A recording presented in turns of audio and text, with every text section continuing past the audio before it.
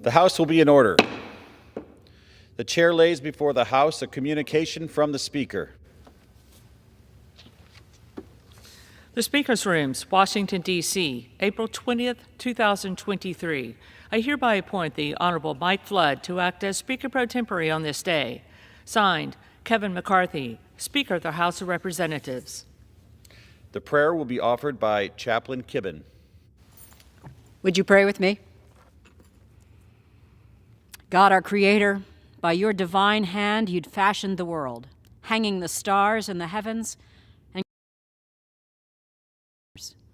the earth and all that dwell therein attest to your handiwork. The fullness of the earth is the magnificence of your own making. We give you thanks for the amazing creation that surrounds us, the thick canopy of trees, the richness of the soil, the majesty of the mountains, the roar of the oceans. You have established every bird that flies in the sky, every animal that moves in the forests, the fish that fill the waters. Who then are we to be so graced with the enjoyment of the fruits of your bounty? How do we deserve to stand in the midst of your garden of generosity? Who of us is worthy to come before you in the power of your presence? We pray that you would grant us the purity of heart, that our intentions to serve you on this earth would be worthy. Purify the work of our hands, that our labor would receive your blessing. Open our eyes to the wonder of your creation, that we would, with our mouths, proclaim the goodness of your provision and honor you with the devotion of our whole selves. In your sovereign name we pray. Amen. The chair has examined the journal of last day's proceedings and announces to the House the approval thereof. Pursuant to Clause 1 of Rule 1, the journal stands approved. The Pledge of Allegiance today will be led by the gentleman from Tennessee, Mr. Ogles. I pledge allegiance to the flag of the United States of America and to the republic for which it stands, one nation, under God, indivisible, with liberty and justice for all. The chair will entertain up to 5 requests for 1-minute speeches on each side of the aisle. For what purpose does the gentleman from Tennessee seek recognition? Mr. Speaker, I request unanimous consent to address the House floor.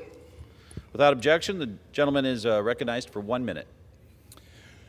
You would hope that during a time of high inflation and energy prices that the U.S. Treasury Department would focus on promoting economic policies that support the American taxpayer.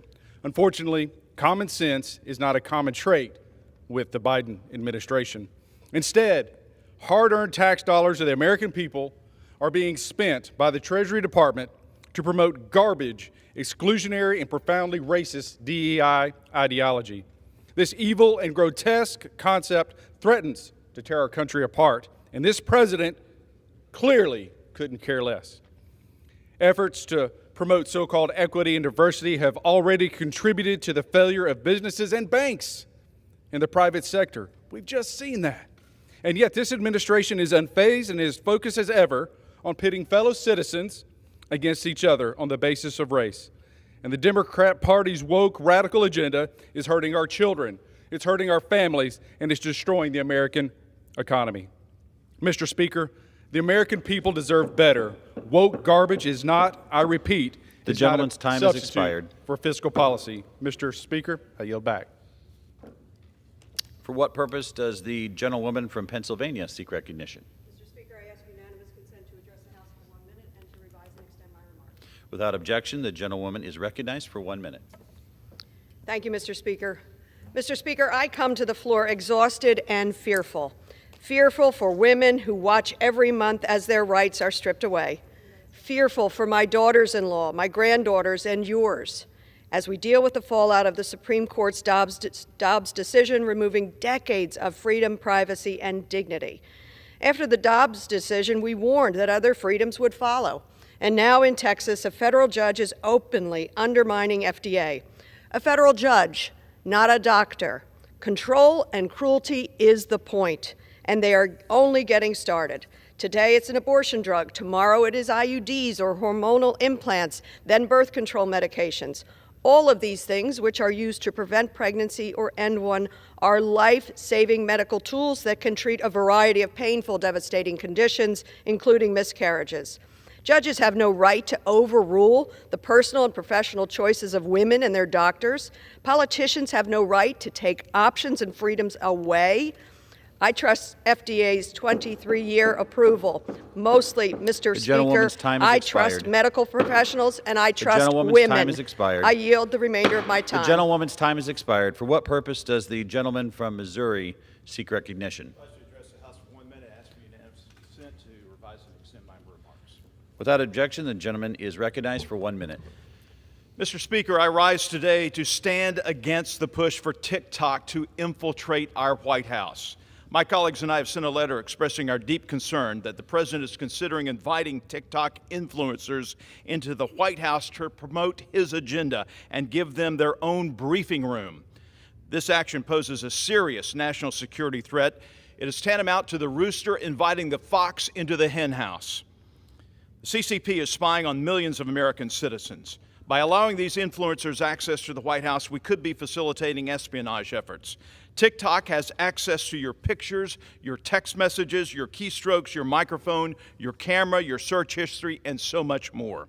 Mr. Speaker, I'm sad to say it's come to this, but we are literally begging the President of the United States not to use a spy tool developed and created by the CCP. This administration owes the American people a response to our letter, and I yield back. For what purpose does the gentlewoman from Texas seek recognition? Mr. Speaker, I ask for unanimous consent to address the House for 1 minute and to revise and extend my remarks. Without objection, the gentlewoman is recognized for 1 minute. Thank you, Mr. Speaker.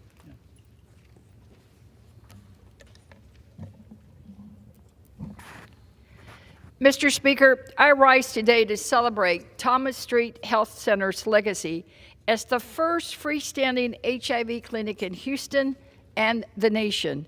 Since 1989, Thomas Street Health Center has been a vital source of care for over 5,000 patients living with HIV/AIDS. This outstanding achievement is a testament to the exceptional research and collaboration between healthcare providers, patients, and the broader healthcare community. Thomas Street Health Center is moving to a new facility next month. This is a significant step forward, opening many possibilities for enhancing the patient experience. We bid farewell to this historic old location as it created many positive memories and contributions to the community. The Northside community will miss the people and the patients, but the building will forever remain as a reminder of the work that created such a difference in the lives of so many people at that site. We look forward to a bright future for Thomas Street Health Center in this new era. We congratulate them and we bid them well. Thank you, Mr. Speaker. I yield back. For what purpose does the gentleman from Indiana seek recognition? I ask unanimous consent to address the House for 1 minute and revise and extend my remarks. Without objection, the gentleman is recognized for 1 minute. Mr. Speaker, I rise to recognize the passing of my good friend and mayor of Rockport, Indiana, Donnie Winkler. Donnie tirelessly led the Rockport community with a smile and a good sense of humor. For years, his work ethic and sense of duty helped raise the bar for all those living in Spencer County, Indiana. His motto, do what you do it well and thoroughly, is something he took with him in all aspects of his life. From his time spent as a farmer, industrial worker, National Guardsman, husband, father of 4 sons, entrepreneur, small business owner, general contractor, riverboat cook, building inspector, jailer, visionary, and finally as mayor, you saw this motto in all he did. I am proud to have had the opportunity to know Donnie Winkler, and my heart goes out to his family, friends, and the entire Rockport community during this trying time. Godspeed, Donnie. Thank you, and I yield back the balance of my time. For what purpose does the gentleman from Arizona seek recognition? To ask unanimous consent to address the House for 1 minute and revise and extend my remarks. Without objection, the gentleman is recognized for 1 minute.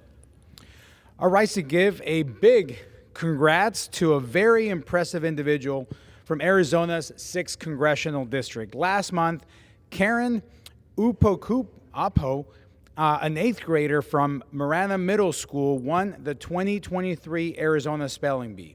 Karen correctly spelled the word passage. to beat out 26 fellow competitors and become Arizona's spelling bee champion. Now, she has the honor of representing her school, our district, and our entire state at the Scripps National Spelling Bee. Arizona is proud to have one of the highest spelling bee participation rates in the country, with over 480,000 students competing in private, public, and homeschool classrooms. For decades, the Arizona Spelling Bee has motivated high-achieving students from across the state to get excited about spelling. Karen, I speak for our entire community in congratulating you for this remarkable achievement. Your hard work and drive has yielded an accomplishment that makes our entire state proud. Karen has been a shining example of the power of dreaming big. And Karen, we will be rooting for you at Nationals. With that, I yield back. For what purpose does the gentleman from Pennsylvania seek recognition? Mr. Speaker, request unanimous consent to address the House for 1 minute and revise and submit my... Without objection, the gentleman is recognized for 1 minute. Thank you, Mr. Speaker. Mr. Speaker, I rise today to congratulate Penn State Wrestling, the 2023 NCAA Division I National Champions, and recognize their two individual champions, Carter Strachey and Aaron Brooks. Continuing their dominance of NCAA wrestling, the Nittany Lions brought their 11th national title to Happy Valley and concluded their 7th perfect dual meet season. Led by Coach Cale Sanderson, Penn State Wrestling reflects a culture of excellence in their athletic preparation and competition. Penn State's two individual champions are a testament not only to the strength of their program, but their personal strength, talent, and determination. Aaron Brooks took on the #1 wrestler from Northern Iowa to secure his 3rd straight national title at 184 pounds, while Carter Strachey defended his #1 ranking to win his 3rd national title at 174 pounds. Their teammates, Roman Bravo Young, Levi Haynes, and Greg Kirkvet, joined them in the competition at the finals. As a graduate of Penn State, I'm proud to congratulate Penn State Wrestling on winning the 2023 National Championship and their continued success. Thank you, Mr. Speaker, and I yield back the balance of my time. Pursuant to House Resolution 298 and Rule 18, the Chair declares the House and the Committee of the Whole House on the State of the Union for further consideration of H.R. 734. Will the gentleman from Nebraska, Mr. Flood, kindly take the chair?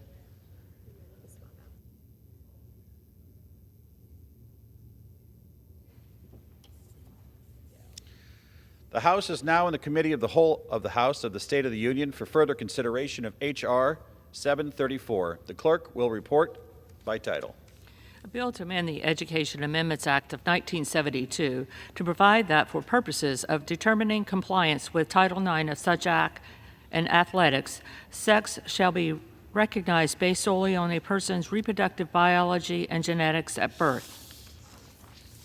When the Committee of the Whole rose on Wednesday, April 19, 2023, all time for general debate pursuant to House Resolution 298 had expired.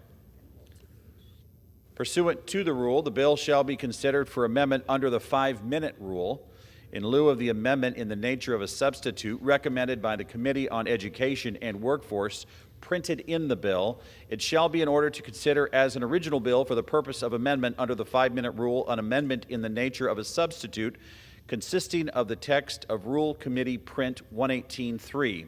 That amendment in the nature of a substitute shall be considered as read. No amendment to that amendment in the nature of a substitute shall be in order, except those printed in House Report 11837. Each such amendment may be offered only in the order printed in the report by a member designated in the report, shall be considered read, shall be debatable for the time specified in the report, equally divided and controlled by the proponent and an opponent, shall not be subject to amendment, and shall not be subject to a demand for division of the question. It is now in order to consider amendment number 1, printed in House Report 11837. For what purpose does the gentlewoman from South Carolina seek recognition? Mr. Speaker, I have an amendment at the desk. The clerk will designate the amendment. Amendment number 1, printed in House Report number 118-37, offered by Ms. Mace of South Carolina. Pursuant to House Resolution 298, the gentlewoman from South Carolina, Ms. Mace, and a member opposed, each will control 5 minutes. The chair recognizes the gentlewoman from South Carolina. Thank you. This amendment would mandate the Comptroller General carry out a study to determine the adverse effects of allowing biological men to compete in women's sports. It looks at the adverse psychological, developmental, participatory, and sociological results to girls of allowing males to compete, be members of a sports team, or participants in athletic programs that are designed specifically for girls, including hostile environment creation, sexual assault, and sexual harassment. We're going to call this today the Riley Gaines Report. And Riley Gaines' lifetime of hard work was undermined by a biological male who was wrongly allowed to compete against women in NCAA-sanctioned competition. Furthermore, she had to deal with the psychological trauma of being forced to share a locker room and change in front of a biological man. Subjecting more women to this is cruel. All of the glass ceilings that have been shattered by women in sports have been for naught if we allow this to continue. So I'm going to stand with women and fight for their fair right to competition. And I reserve the balance of my time. The gentlewoman reserves. For what purpose does the gentleman from California rise? Mr. Chairman, I claim time to speak in opposition to the amendment. You're recognized for 5 minutes. Thank you, Mr. Chairman. This amendment perpetuates false arguments that allowing transgender girls to participate on school sports teams will undermine the well-being of cisgender girls.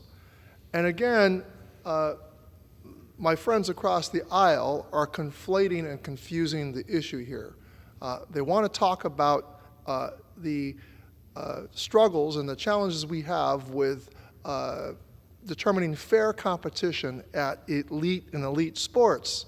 But what we're talking about here is a bill, the underlying bill, which would completely ban participation of all transgender kids across our country. And as I said, the example in Utah, 75,000 high school students competing in high school sports, 4 transgender kids, 1 competing as a female. This seems wholly disproportionate to the so-called problem. What's disproportionate is this proposal to completely ban transgender students from sports. Now, I want to say something here. The other side does not even want to acknowledge that transgender kids exist, that transgender people exist. Nevertheless, the legislation and this amendment target transgender kids, and they do it in a very insidious way. They'll say, oh, the transgender doesn't appear in this bill.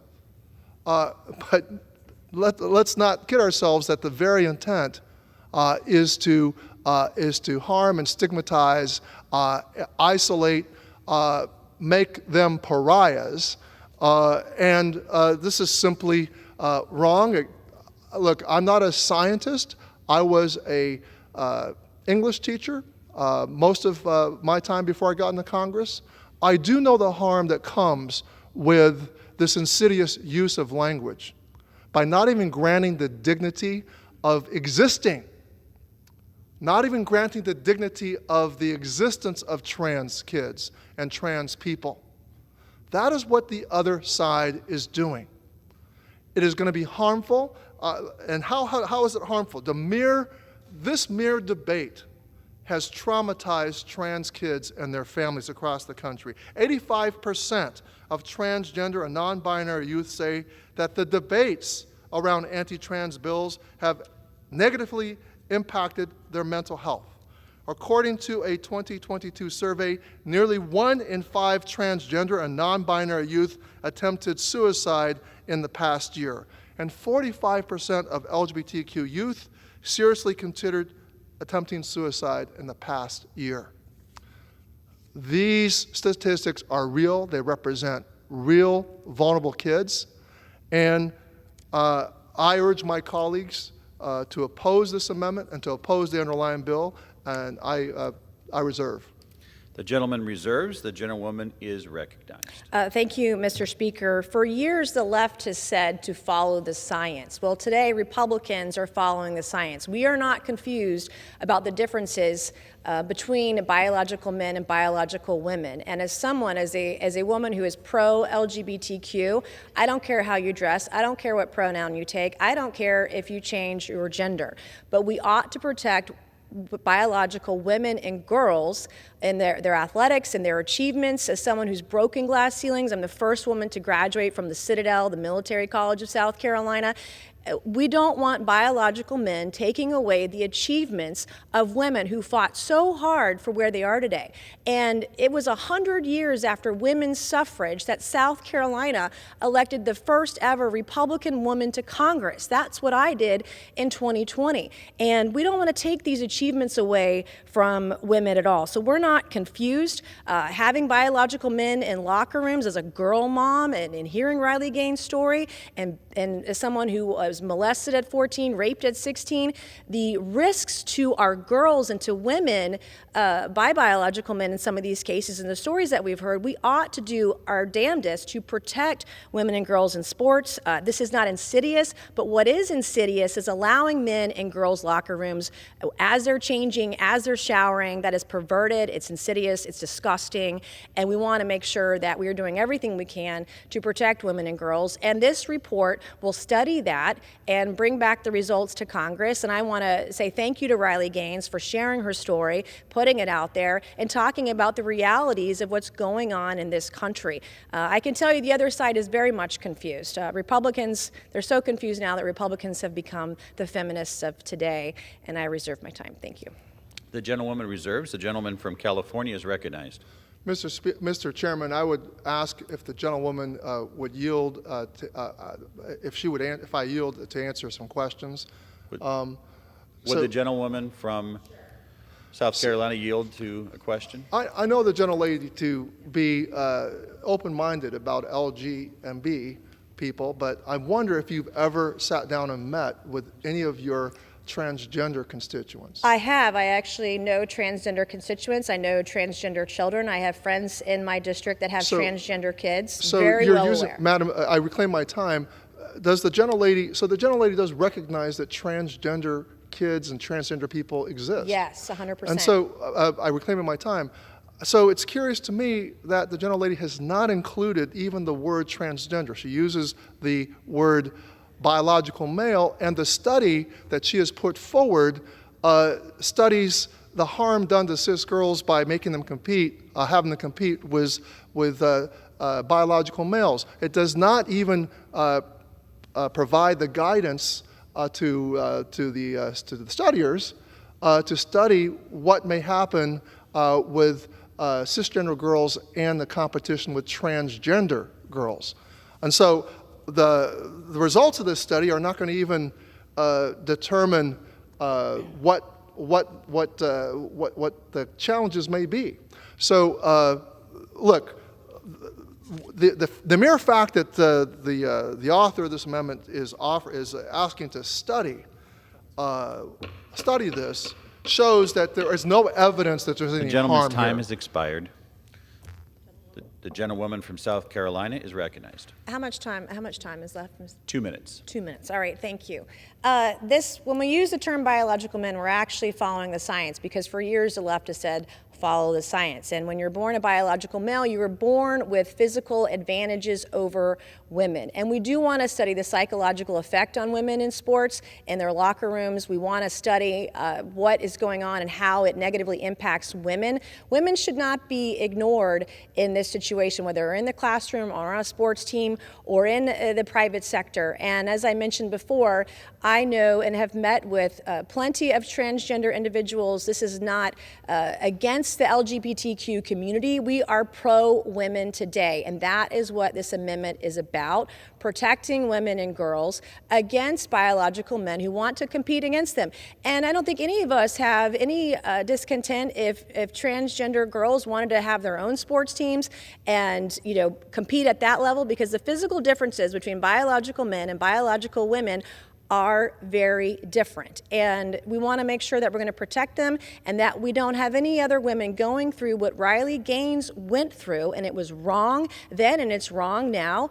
And I'm proud of this amendment and the work that we're doing to protect women and girls. As I said before, I have broken many glass ceilings, and I don't want to see those achievements taken away from biological women who work so hard to get to where they are today. We want to set a good example that they can achieve anything they want in America, anything they want in the United States of America. If they have goals, they work hard to achieve them, they can do anything they want, and no man will get in their way. Thank you, and I yield back. The question is on the amendment offered by the gentlewoman from South Carolina. All those in favor say aye. All those opposed say no. In the opinion of the chair, the ayes have it. On that, I request a recorded vote. Pursuant to Clause 6, Rule 18, further proceedings on the amendment offered by the gentlewoman from South Carolina will be postponed. It is now in order to consider Amendment Number 2, printed in House Report 11837. For what purpose does the gentleman from Tennessee seek recognition? Mr. Chairman, I have an amendment at the desk. The clerk will designate the amendment. Amendment number 2, printed in House Report number 118-37, offered by Mr. Ogles of Tennessee. Pursuant to House Resolution 298, the gentleman from Tennessee, Mr. Ogles, and a member opposed each will control 5 minutes. The chair recognizes the gentleman from Tennessee. Mr. Speaker, I give myself as much time as I may consume. Thank you. I'm grateful that the House of Representatives is taking a stand to protect women and girls in this country and to ensure that they continue to have access to athletic opportunities at school. I strongly support the Protecting Women and Girls in Sporting Act. My amendment strengthens the underlying bill by protecting schools from a weaponized bureaucracy and frivolous lawsuits as they work to comply with the intentions of the bill. Many schools provide a wide range of programs and activities to support their student athletes. This amendment ensures that schools can continue to provide a range of resources exclusively or preferentially to members of an athletic team without worrying about activist bureaucrats or opportunistic trial lawyers targeting them with disingenuous arguments about what constitutes an athletic program or activity. Mr. Speaker, I reserve. The gentleman reserves. For what purpose does the gentleman from California rise? I claim time in opposition to the amendment, Mr. The gentleman Chairman. is recognized for 5 minutes. Mr. Chairman, again, the assertion that the underlying bill is about protecting women and girls couldn't be farther from the truth. We know that in states that have inclusive policies towards trans girls and women in sports, that the overall participation of girls and women is greater. And those states that have enacted bans on transgender participation have seen a decrease in overall participation. And why might that be? Well, we know that in Utah that some parents of cisgender girls who have seen their girls lose in competition have questioned whether or not the winner is actually a girl because of the nonconformance to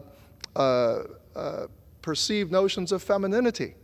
And they have actually, authorities in that state have actually subjected the winner, the girl who was a winner, to a examination of documents dating back to her kindergarten days in order for her to prove that she was indeed a female. Think about the chilling effect that this is going to have, that this has had on other women and girls from participating in sports.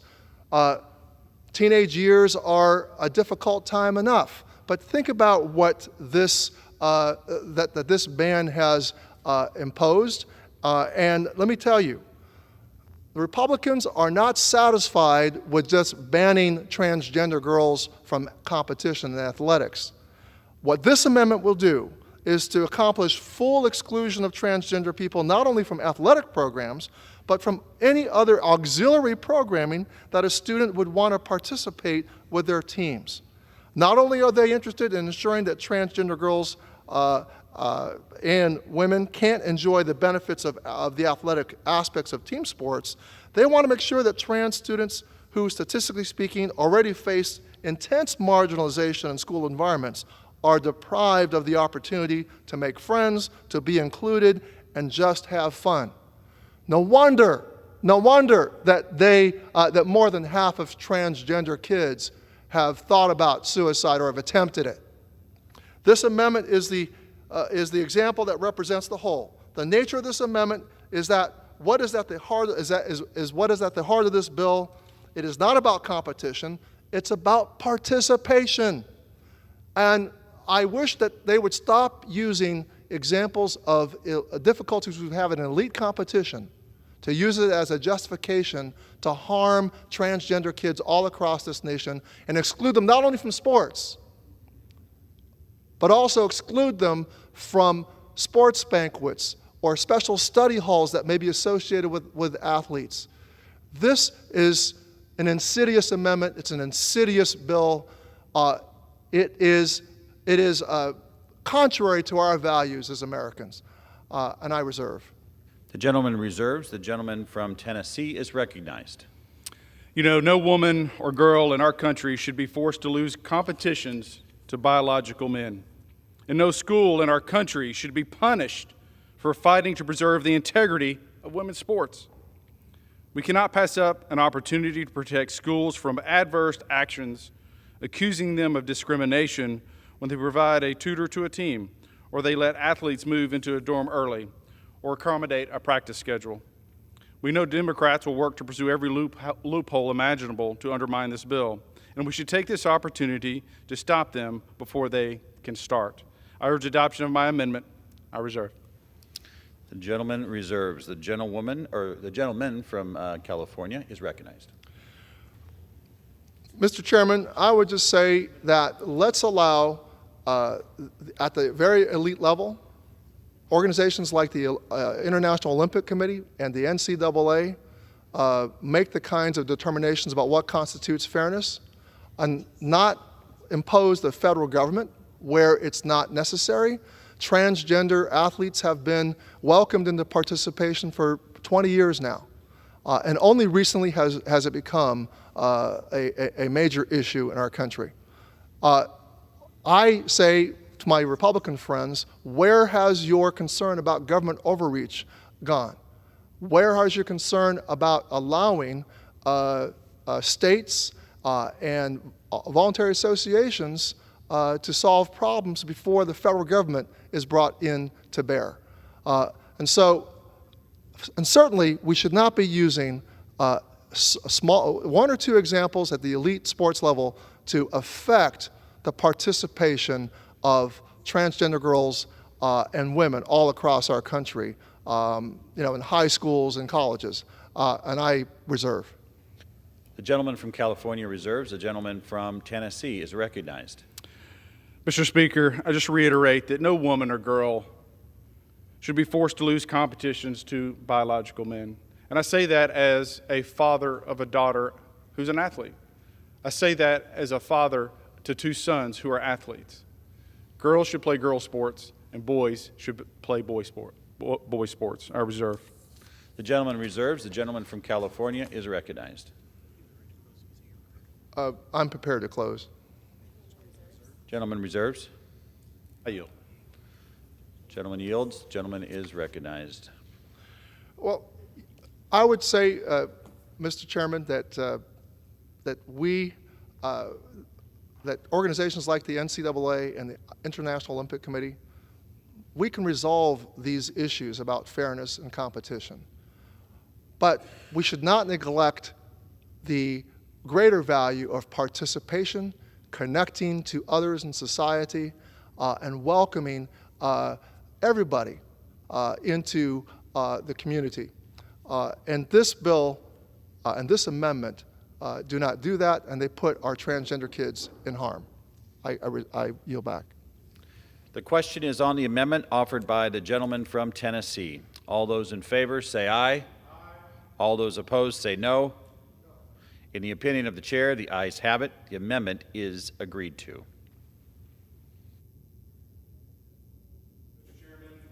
committee do now rise. The question is on the motion that the committee rise. All those in favor say aye. Aye. All those opposed say no. The ayes have it. The motion is adopted. Accordingly, the committee rises.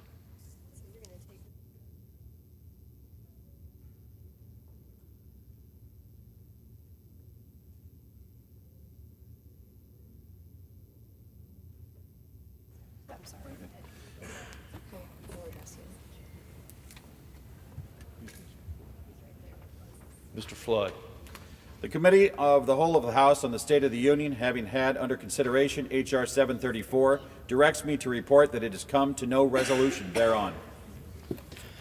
The chair of the Committee of the Whole House on the State of the Union reports that the committee has had under consideration H.R. 734 and has come to no resolution thereon. Pursuant to Clause 12A of Rule 1, the chair declares the House in recess subject to the call of the chair.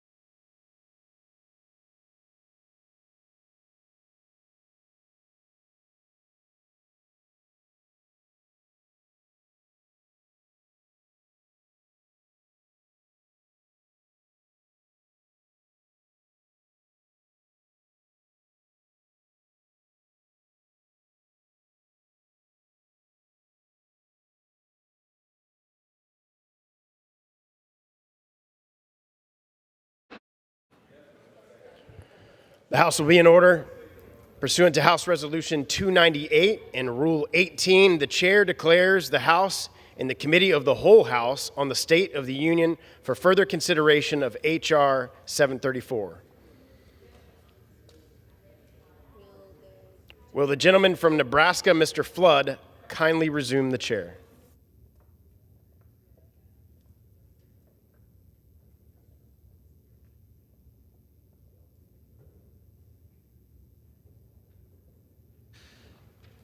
The House is in the Committee of the Whole House on the State of the Union for further consideration of H.R. 734. Will the clerk report the title?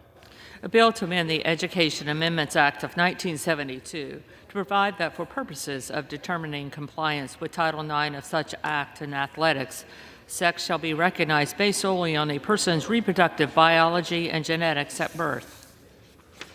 When the Committee of the Whole House rose earlier today, Amendment Number 2, printed in House Report 11837, offered by the gentleman from Tennessee, Mr. Ogles, had been disposed of. The unfinished business is the request for a recorded vote on Amendment Number 1, printed in House Report 11837 by the gentlewoman from South Carolina, Ms. Mace, on which further proceedings were postponed and on which the ayes prevailed by voice vote. The clerk will redesignate the amendment. Amendment number 1, printed in House Report number 118-37, offered by Ms. Mace of South Carolina. A recorded vote has been requested. Those in support of the request for a recorded vote will rise and be counted. A sufficient number having risen, a recorded vote is ordered. Members will record their votes by electronic device. This will be a 15-minute vote.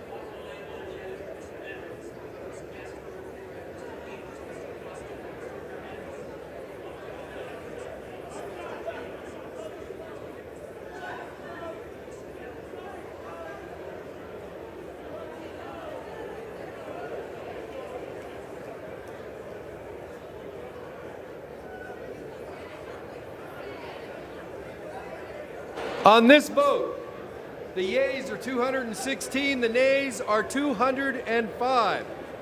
The amendment is agreed to. The question is on the amendment in the nature of a substitute as amended. Those in favor, please say aye. Those opposed, please say no. The ayes have it. Not yet. No, you're good. The amendment is adopted. Accordingly, under the rule, the committee rises.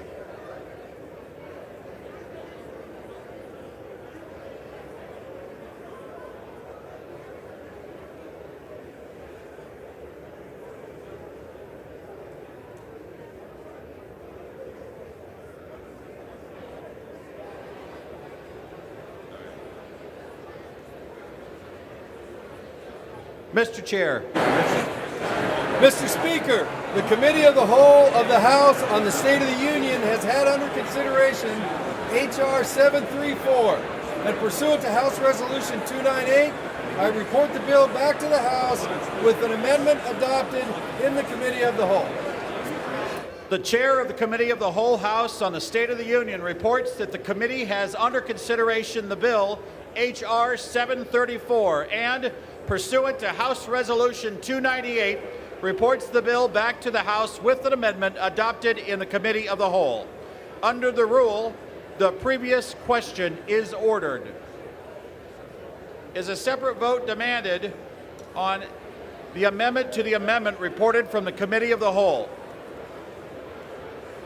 If not, the question is on the adoption of the amendment in the nature of a substitute as amended. Those in favor will say aye. Those opposed will say no. The ayes have it. The amendment is agreed to. The question is on the engrossment and the third reading of the bill. Those in favor say aye. Those opposed say no. The ayes have it. Third reading. Bill to amend the Education Amendments Act of 1972 to provide that for purposes of determining compliance with Title IX of such act in athletics, sex shall be recognized based solely on a person's reproductive biology and genetics at birth.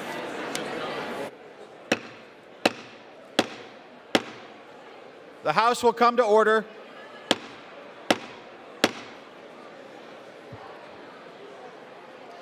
The House will come to order.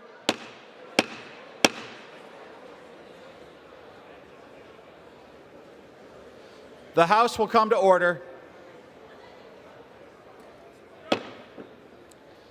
For what purpose does the gentlewoman from Vermont seek recognition?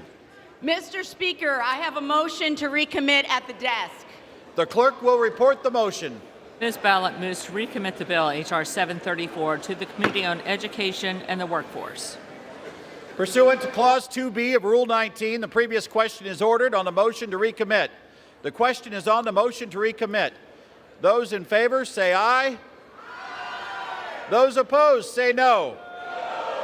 In the opinion of the chair, the noes have it. Mr. Speaker, For what purpose does the gentlewoman from Vermont rise? I ask for the yeas and nays. The yeas and nays have been requested. Those favoring a vote by the yeas and nays will rise. A sufficient number having risen, the yeas and nays are ordered. Members will record their votes by electronic device. Pursuant to Clause 9, Rule 20, this 5-minute vote on the motion to recommit will be followed by a 5-minute vote on passage of the bill if ordered. This is a 5-minute vote.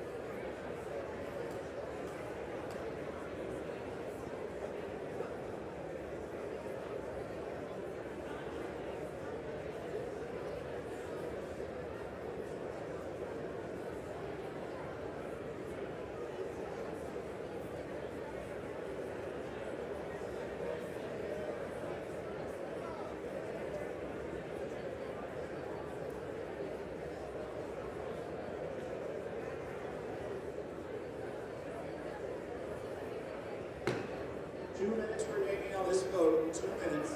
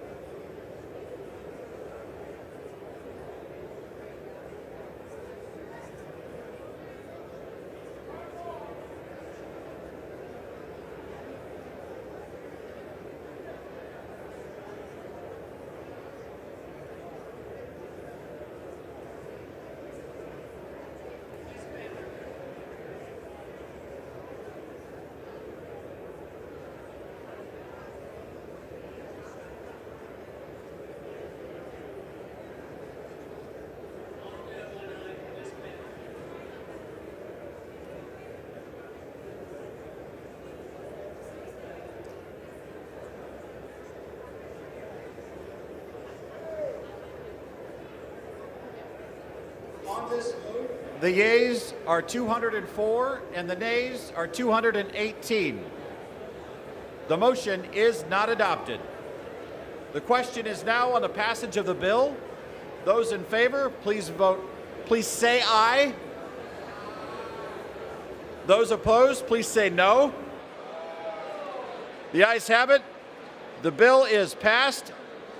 For what purpose does the gentleman from California rise? I call for the yeas and nays, Mr. Speaker. The yeas and nays are requested. Those favoring a vote by the yeas and nays will rise. A sufficient number having risen, the yeas and nays are ordered. Members will record their votes by electronic device. This is a 5-minute vote.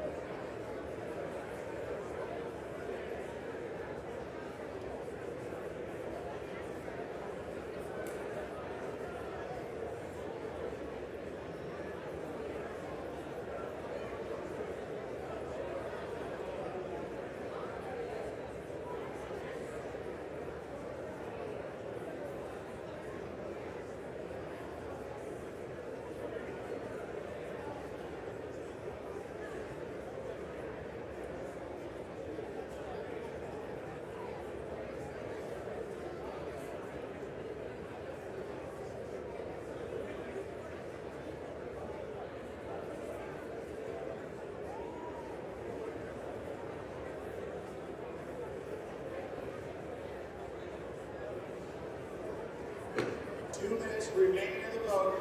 2 minutes remaining in the vote.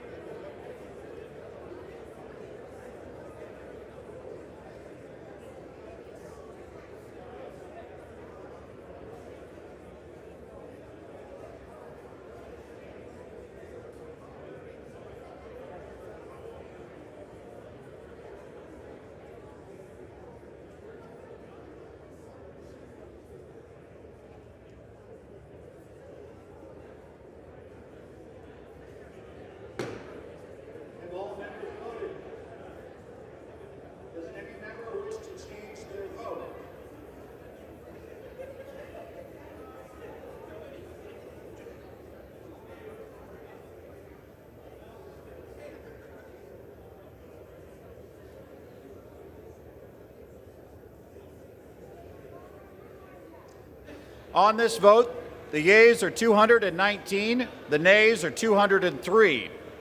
The bill is passed. Without objection, a motion to reconsider is laid on the table.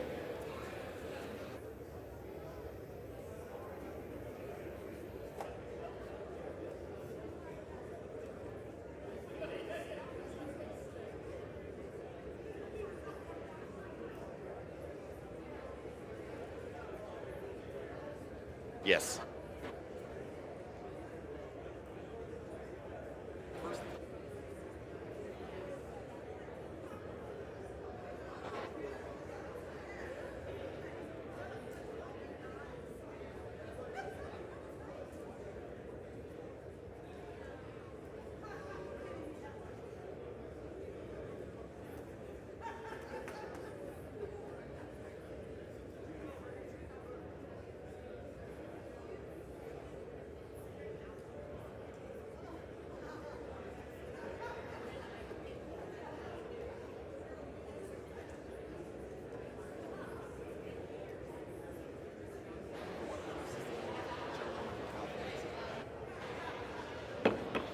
For what purpose does the gentlewoman from California seek?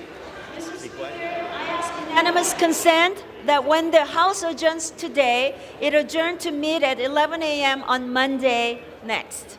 Without objection.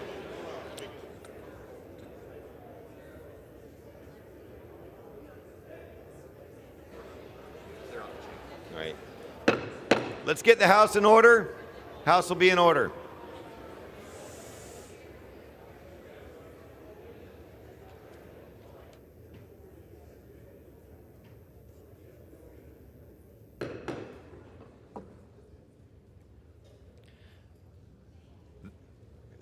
The chair will now entertain requests for 1-minute speeches.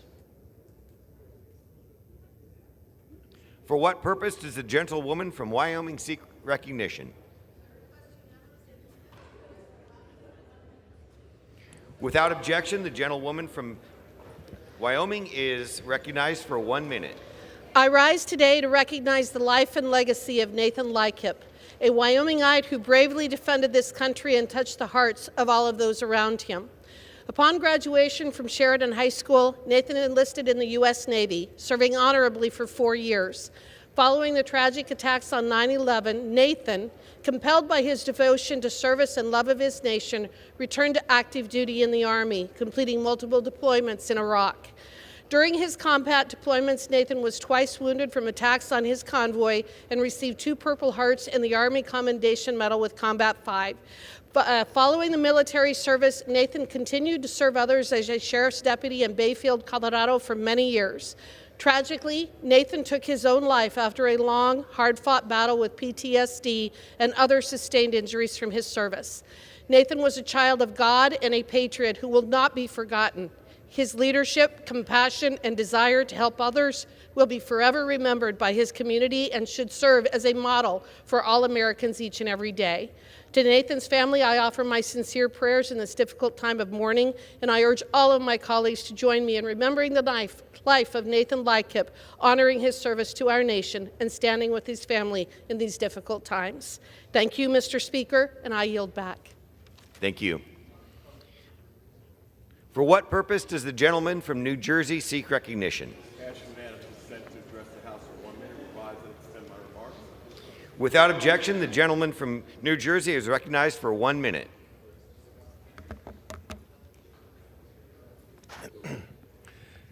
Mr. Speaker, I rise today to discuss the Protection of Women and Girls Sports Act, or H.R. 734. This bill is yet another attack by the Republicans on a vulnerable population in America. It is nothing more than an attempt to score cheap political points and bully transgender youth. I question why the Republicans are so eager to pass this bill now. Do you remember what the Republicans said before the last election? They told the Americans that they would work with President Biden to lower inflation, that they would work with the president to lower gas prices. They would protect the economy, support a rise in the debt ceiling and offer an alternative budget. Now that they have the House majority, they have done none of those things. The Republican priorities are not aligned with the needs of the American people, and the American voters are paying attention to it. And with that, I yield back. Thank you. For what purpose does the gentleman from Georgia seek recognition? Ask unanimous consent to address the House for 1 minute to revise and extend my remarks. Without objection, the gentleman from Georgia is recognized for 1 minute. Mr. Speaker, I rise today to recognize the Wayne County, Georgia first responders for their efforts in handling a recent plane crash in Wayne County. I also rise to honor the life of Dr. Howard Wasden. On Thursday, April 6, Wayne County emergency responders answered a dispatch to a report of a missing aircraft. About 30 minutes later, the plane was located approximately a quarter mile from the William A. Zorn Airport. The pilot has been identified as Dr. Howard Wasden, who was a highly decorated Navy SEAL. He served in Operation Desert Storm and was part of the operation to capture Mohammed Farah Aidid, a Somali warlord. After 12 years of service, he earned his Doctor of Chiropractic from Life University and lived in Georgia, where he operated a chiropractic clinic.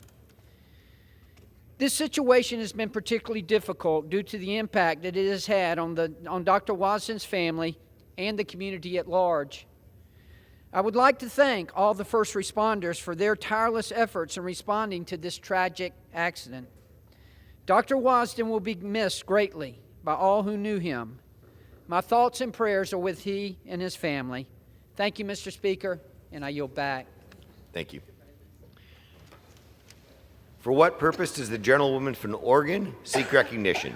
Mr. Speaker, I seek unanimous consent to address the House for 1 minute to revise and extend my remarks. Without objection, the gentlewoman from Oregon is recognized for 1 minute. Mr. Speaker, I rise in defense of science, freedom, and choice. 2 weeks ago, a Trump-appointed judge issued a ruling to suspend the FDA's approval of mifepristone, a safe abortion and miscarriage management medication that's been on the market for more than 2 decades. This unscientific, partisan judicial decision is the latest move in the ongoing attack on reproductive freedom across the United States. Abortion, including Medicaid abortion, like mifepristone, is still safe and legal in Oregon. But like so many Oregonians, I'm deeply troubled by these attacks, and I refuse to sit idly by as they jeopardize the health and well-being of millions of Americans. I will continue to stand up for those who can get pregnant to ensure mifepristone remains available to all who need it, and to restore the right to choose in all 50 states. Congress can and must intervene. Thank you, and I yield back. Thank you. For what purpose does the gentlewoman from California seek recognition? Mr. Speaker, I rise to address the House for 1 minute and to revise and extend my remarks. Without objection, the gentlewoman from California is recognized for 1 minute. Thank you. I rise to... Let's start that again. The American families are hurting from high inflation, resulting in high prices of everyday goods, from groceries to gasoline. And nearly 2 out of every 3 Americans is living paycheck to paycheck. Unfortunately, in California, everything is more expensive.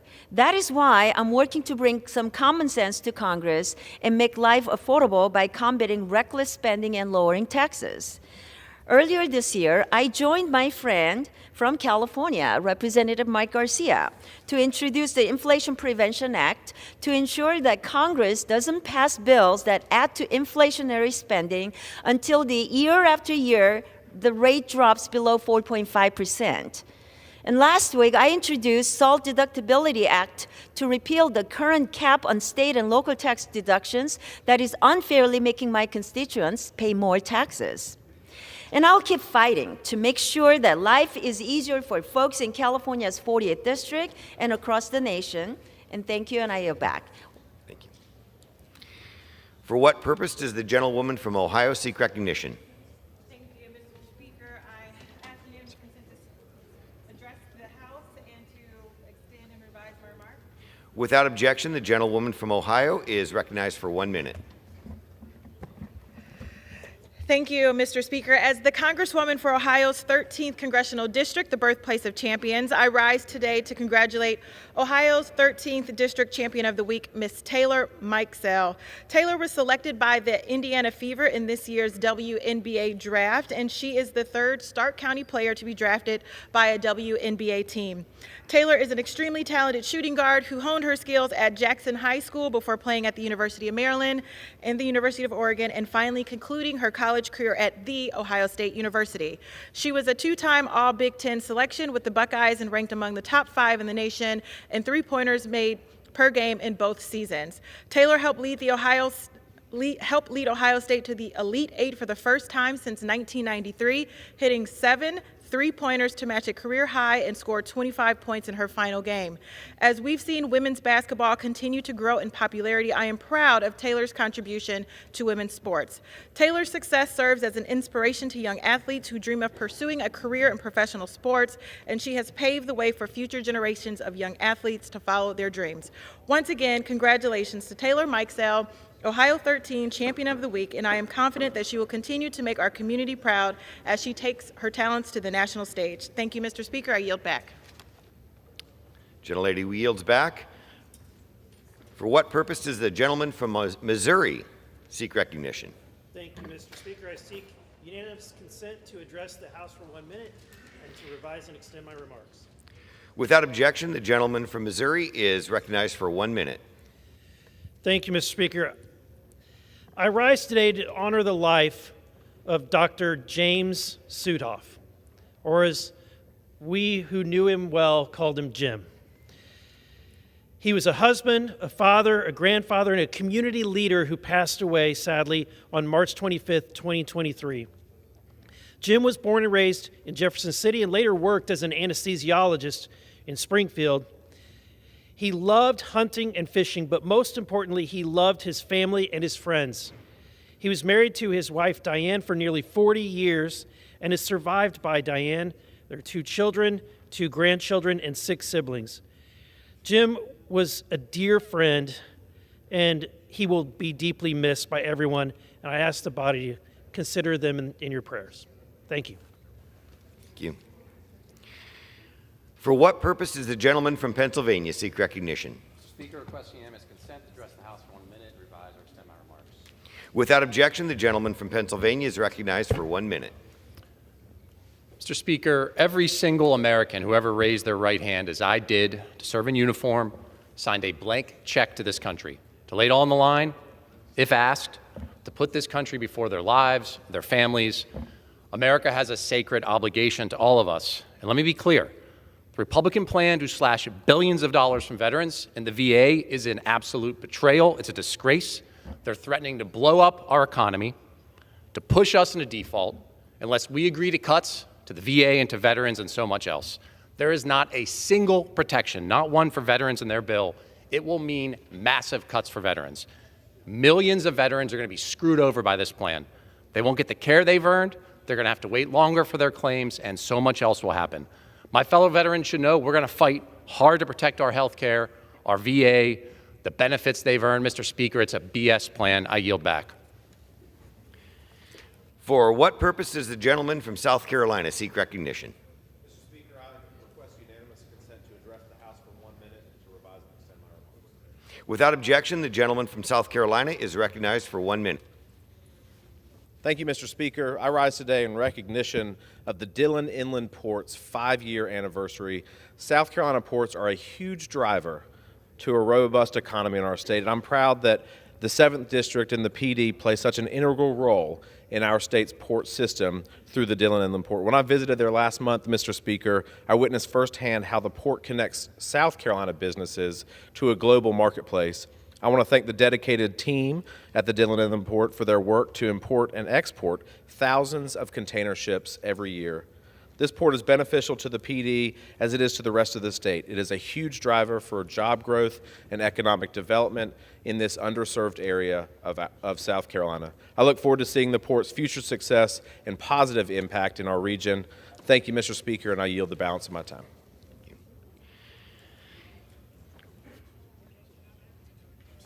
Texas. For what purpose does the gentlelady from Texas seek recognition? Speaker, I ask to address the House for 1 minute without objection, revise and extend. Without objection, the gentlelady from Texas is recognized for 1 minute. Mr. Speaker, I first want to take a moment to honor an esteemed pastor in my district, Pastor Ricky Bell, who has passed away after a valiant, strong, and vigorous fight against devastating cancer. I want to offer my sympathy to the members of the Forest Lawn Baptist Church and to say to them, he was more than a giant in Northeast Houston and in Houston, to his First Lady Bell, and to his family. Thank you, Pastor Bell, for being a champion of veterans and providing veterans housing. Thank you for being a force for education and being a spiritual leader. As we mourn you and as we attend your going home services, we honor the life that you have led. And I ask my members of this House to honor him and mourn him in their own silent way. Let me also acknowledge at this time that I ask my colleagues to join me in a resolution condemning the inaction by the Islamic Republic of Iran in addressing the poisoning of Iranian schoolgirls. Yes, poisoning. The daughters of the Iranian Revolution and the formation of the Iranian Congressional Caucus. Over 500 people have been killed in the mass revolutions of women Time and is girls. expired. But let me say this, stop the poisoning of Iranian school The children. gentlewoman's time I is yield back. expired. Thank you. For what purpose does the gentleman from California seek recognition? Without objection, the gentleman from California is recognized for 1 minute. Thank you, Mr. Speaker. I'm glad to rise today in support of Congressman Stubbe's H.R. 734. It's amazing how contorted this argument has become. This is simply about protecting women and girls in sports. We've seen what's happened when we don't. In women's cage fighting, where you have a biological male cracking the head of the women in there because it's so uncompetitive. Girls in college sports or women's sports that when they step up to the starting line in track meets feel already defeated because there's two biological males running against them. Are we going to protect women and girls in sports or in the rest of life or not? This legislation simply goes in the direction of allowing sports to be competitive once again for women and girls and not all the other things that's trying to be made into by the folks on the other side of the aisle. It's simple, and it's really essential if we want to have our women and our girls not feel defeated right out of the chute. I don't know where the feminists are, but there's a lot of us men that feel strongly about supporting this and supporting Title IX and the whole concept that men and women are different and that girls and women deserve the same chance as everybody else. I yield back. For what purpose does the gentlelady from California seek recognition? I'm sorry. For what purpose does the gentleman from California seek recognition? Without objection, the gentleman from California is recognized for 1 minute. Mr. Speaker, I rise today to congratulate students from my district, Orange County, California, for winning C-SPAN's 2023 Student Cam Documentary Film Competition. Congratulations. This competition invites high school and middle school students to make documentaries on issues of national importance. This year they were asked to answer the question, if you were just elected to Congress, what would be your priorities? Amber Cobb, Darwin Lopez, Evan Spence, and Christian Kim made exceptional films engaging with issues of artificial intelligence, agriculture, and the environment. Their films were among the best and few of those that actually won an award out of nearly 3,000 entries. It's inspiring to see them. It's inspiring to see them grow and be so successful. Congratulations to all of you. We're very proud. Mr. Speaker, I yield. Thank you. For what purpose does the gentlelady from Washington seek recognition? I'm sorry. Okay, back it up. For what purpose does the gentleman from Kansas seek recognition? I request unanimous consent to address the House for 1 minute to rise and extend my remarks. Without objection, the gentleman from Kansas is recognized for 1 minute.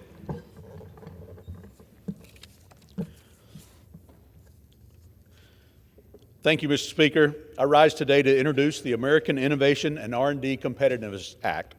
Our country is filled with talented innovators who put their heart and imagination into new ideas that advance our nation. Through research and development, their incredible breakthroughs can come to fruition. Unfortunately, the R&D immediate expensing tax provision expired at the end of 2021, removing the incentive to prioritize research and development in the United States. By disincentivizing R&D here at home, American tax policy encourages manufacturing and production to move abroad. That's why I'm reintroducing bipartisan legislation that encourages R&D throughout the country.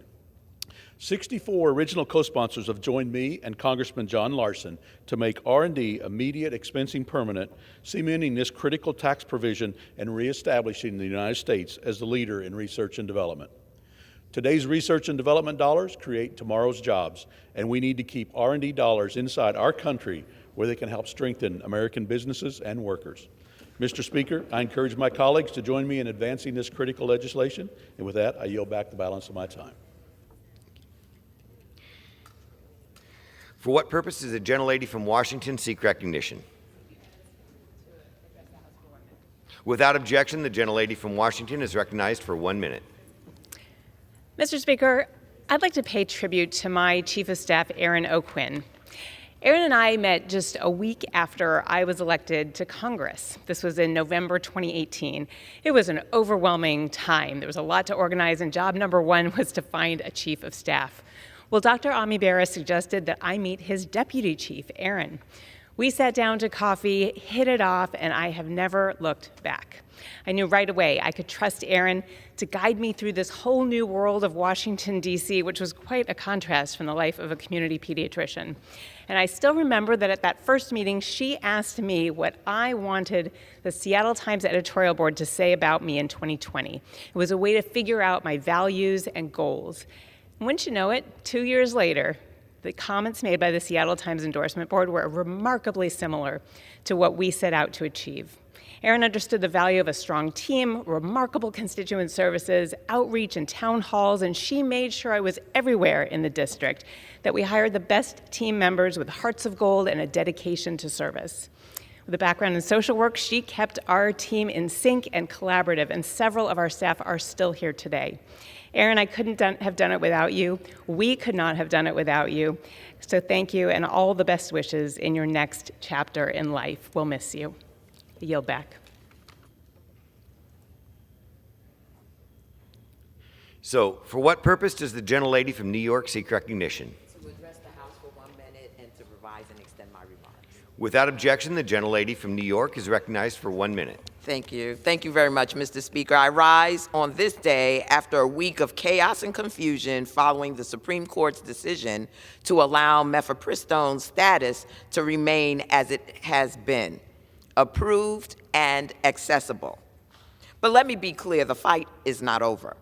The Supreme Court needs to do its job and reject this ridiculous effort to thrust an unjustified grudges into the FDA approval process and further limit access to abortion. Women deserve safe and fair access to medication when they need it. Women deserve to have medication without interference from judges and politicians. Women must be treated as equals and have agency over our bodies and our lives. Mifepristone's approval is still in jeopardy, and I want to say to the Supreme Court justices, keep your bans off our bodies. Access to this medication must be protected. Our rights must be protected. This fight is not over, and we will never concede. With that, I yield back. For what purpose does the gentleman from Wisconsin seek recognition? I'd like to speak for 1 minute.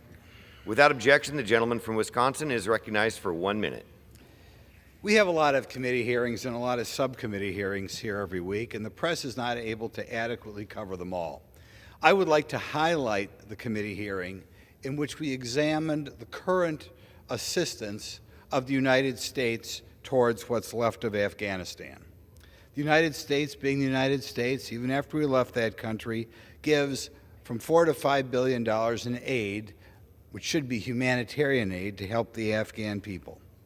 In the hearing, we heard from the Inspector General, which is somewhat of an auditor of American programs, as to what was becoming of the money. Our wonderful United Nations, together with the State Department, together with the Department of Defense, together with USAID, some of these agencies, breaking the law, refused to open up their books and tell our auditors what they're doing with the money. I hope, as we head into appropriation season, we do not forget that when we give money to the United Nations, they ignore our request to find out what was happening to the money. And I hope the American public also remembers what the Department of Defense and State are doing. Thank you. For what purpose does the gentlelady from the Virgin Islands seek recognition? I ask unanimous consent to address the House for 1 minute and to revise and extend my remarks, Mr. Speaker. Without objection, the gentlelady from Virgin Islands is recognized for 1 minute. Thank you, Mr. Speaker. I rise today in recognition of National Alcohol Awareness Month. This nation is in the midst of a war for the protection and the longevity of our children. We have found ourselves battling epidemics at an unprecedented magnitude, many of which are plaguing our youth. Violence, suicide, mental health, and notably, substance abuse. Alcohol use among youth is more prevalent than tobacco or illicit drugs. The dangers of underage drinking are significant, as they can drastically increase the likelihood of alcohol dependency later in life, decline in academic performance, engagement in harmful behaviors such as the use of other drugs, and impaired driving.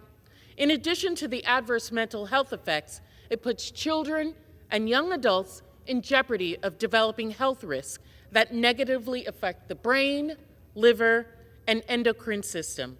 We have already lost too many young lives by not taking necessary protective measures. Research shows that a lifetime of conversations between parents and their children can prevent underage drinking. Let's all do our part to protect our children. I yield back.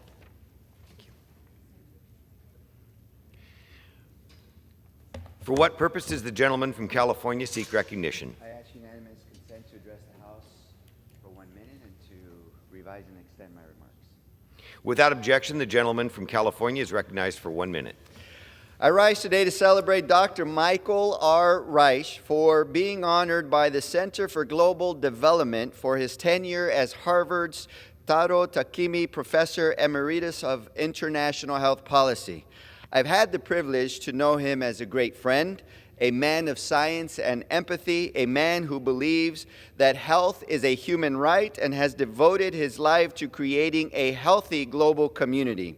Dr. Reich has dedicated decades to investigating the inequities in health services around the globe, to understanding the intersection between healthcare and policy, and advocating to improve healthcare outcomes for underserved communities all around the world. As a professor at Harvard T.H. Chan School of Public Health, Dr. Reich has empowered his students to learn from and contribute to real-world global health policy scenarios, bringing new perspectives to cases like health reform in West Africa, malaria control in Zambia, national pharmaceutical reform, or even reproductive health policy in Guatemala. Today, I celebrate him, his legacy, his friendship, and his outstanding contributions to our global community. I yield back. For what purpose does the gentlelady from Ohio seek recognition? Mr. Speaker, I ask unanimous consent to address the House for 1 minute to revise and extend my remarks. Without objection, the gentlelady from Ohio is recognized for 1 minute. Mr. Speaker, I rise today to talk about the irresponsible brinkmanship being played by House Republicans with the debt ceiling. Let me point out, inflation happens when too much money chases too few goods. In order to stem inflation, America needs to be producing more goods right here at home, not importing more and more of everything and subjecting our markets to supply chain chokeholds from offshore producers and shippers. They drive the prices up.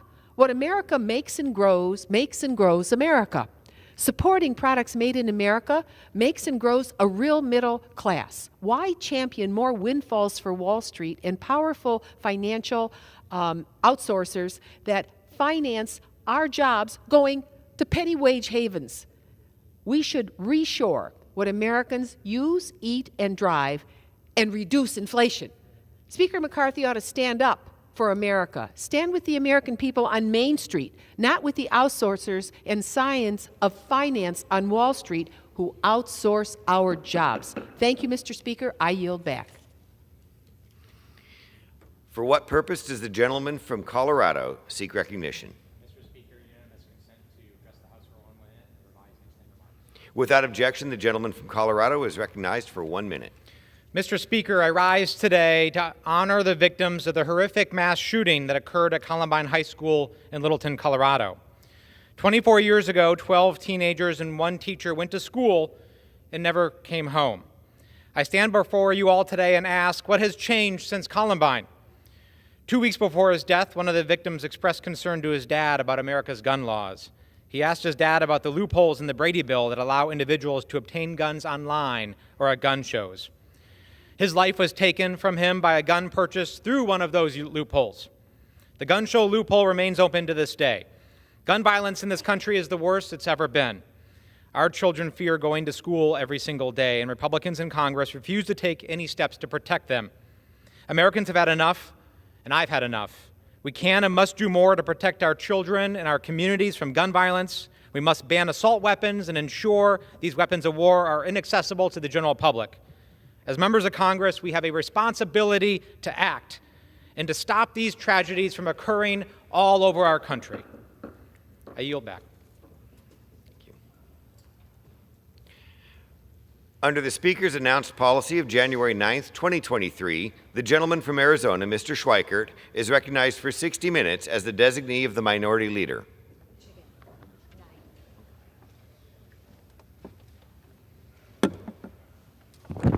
Thank you, Mr. Speaker Pro Tem. Give me a second here to get sort of organized.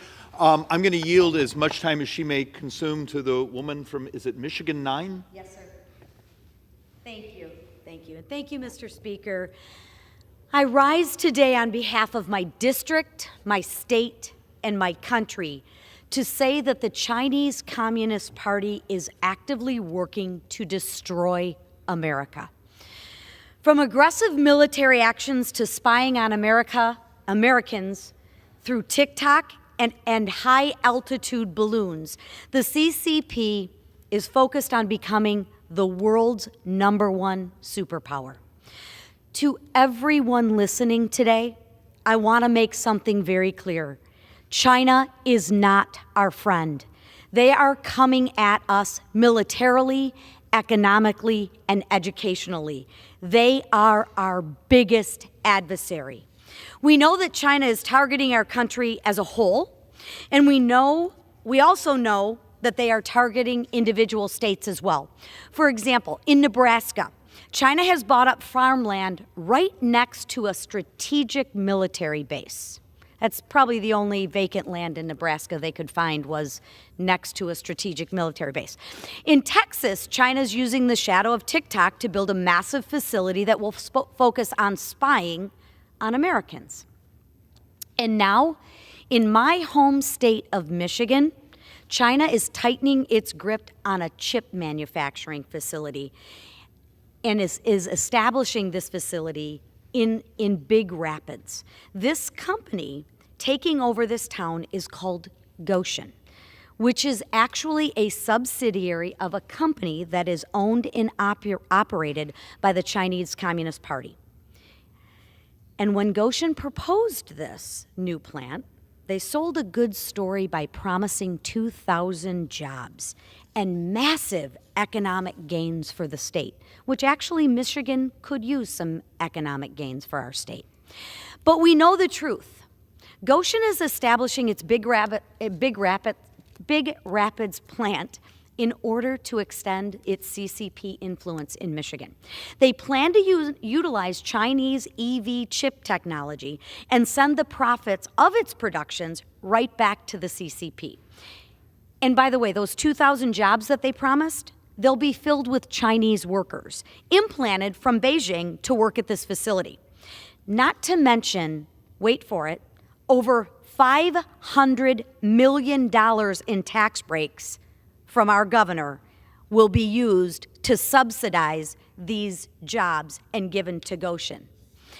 And let's not forget, ironically, coincidentally, that Big Rapids is home to Ferris State University, which just got an accreditation from the Information Security and Intelligence Program.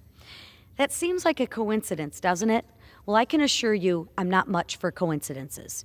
This is a blatant move from the Chinese Communist Party to undermine the state of Michigan and gain greater access to our state and our country. Make no mistake about it, this Goshen plant poses a huge threat to our national security. And that's why I'm standing before you today to call out Goshen and the CCP for their plot to ransack Michigan. I will not stand for this blatant attack by the Communist Party, and I will not sit idly by and watch this happen. Thank you, Mr. Speaker. I yield back. Thank you to the gentlewoman from Michigan.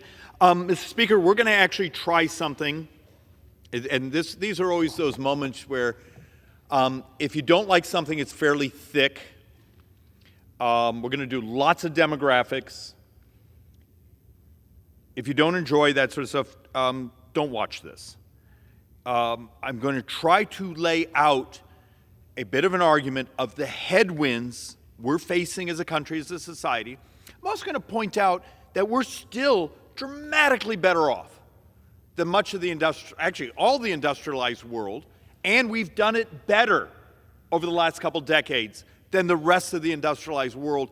But you gotta understand what's coming, and there'll be a couple examples here where we can take a look and see what's happening in Japan, and is that a foreshadowing of some of our demographics. But there's something, it's once again, it's a chip on my shoulder. As I listen to my brothers and sisters from the left, I just need them to step up and admit that in the last 2 years, Americans are poorer. You know, they'll get up behind the microphone and attack Republicans for trying to grow the economy, for trying to provide opportunities. Matter of fact, a couple minutes ago in the 1-minute speeches, we had a member of the left get up and talk about supply-side economics. I'm going, where have you been the last couple of years of my life? You're now actually stealing our language. If you are a working man and woman in this country, your purchasing power of your paycheck, you are poorer today than the day Joe Biden was elected. It's math.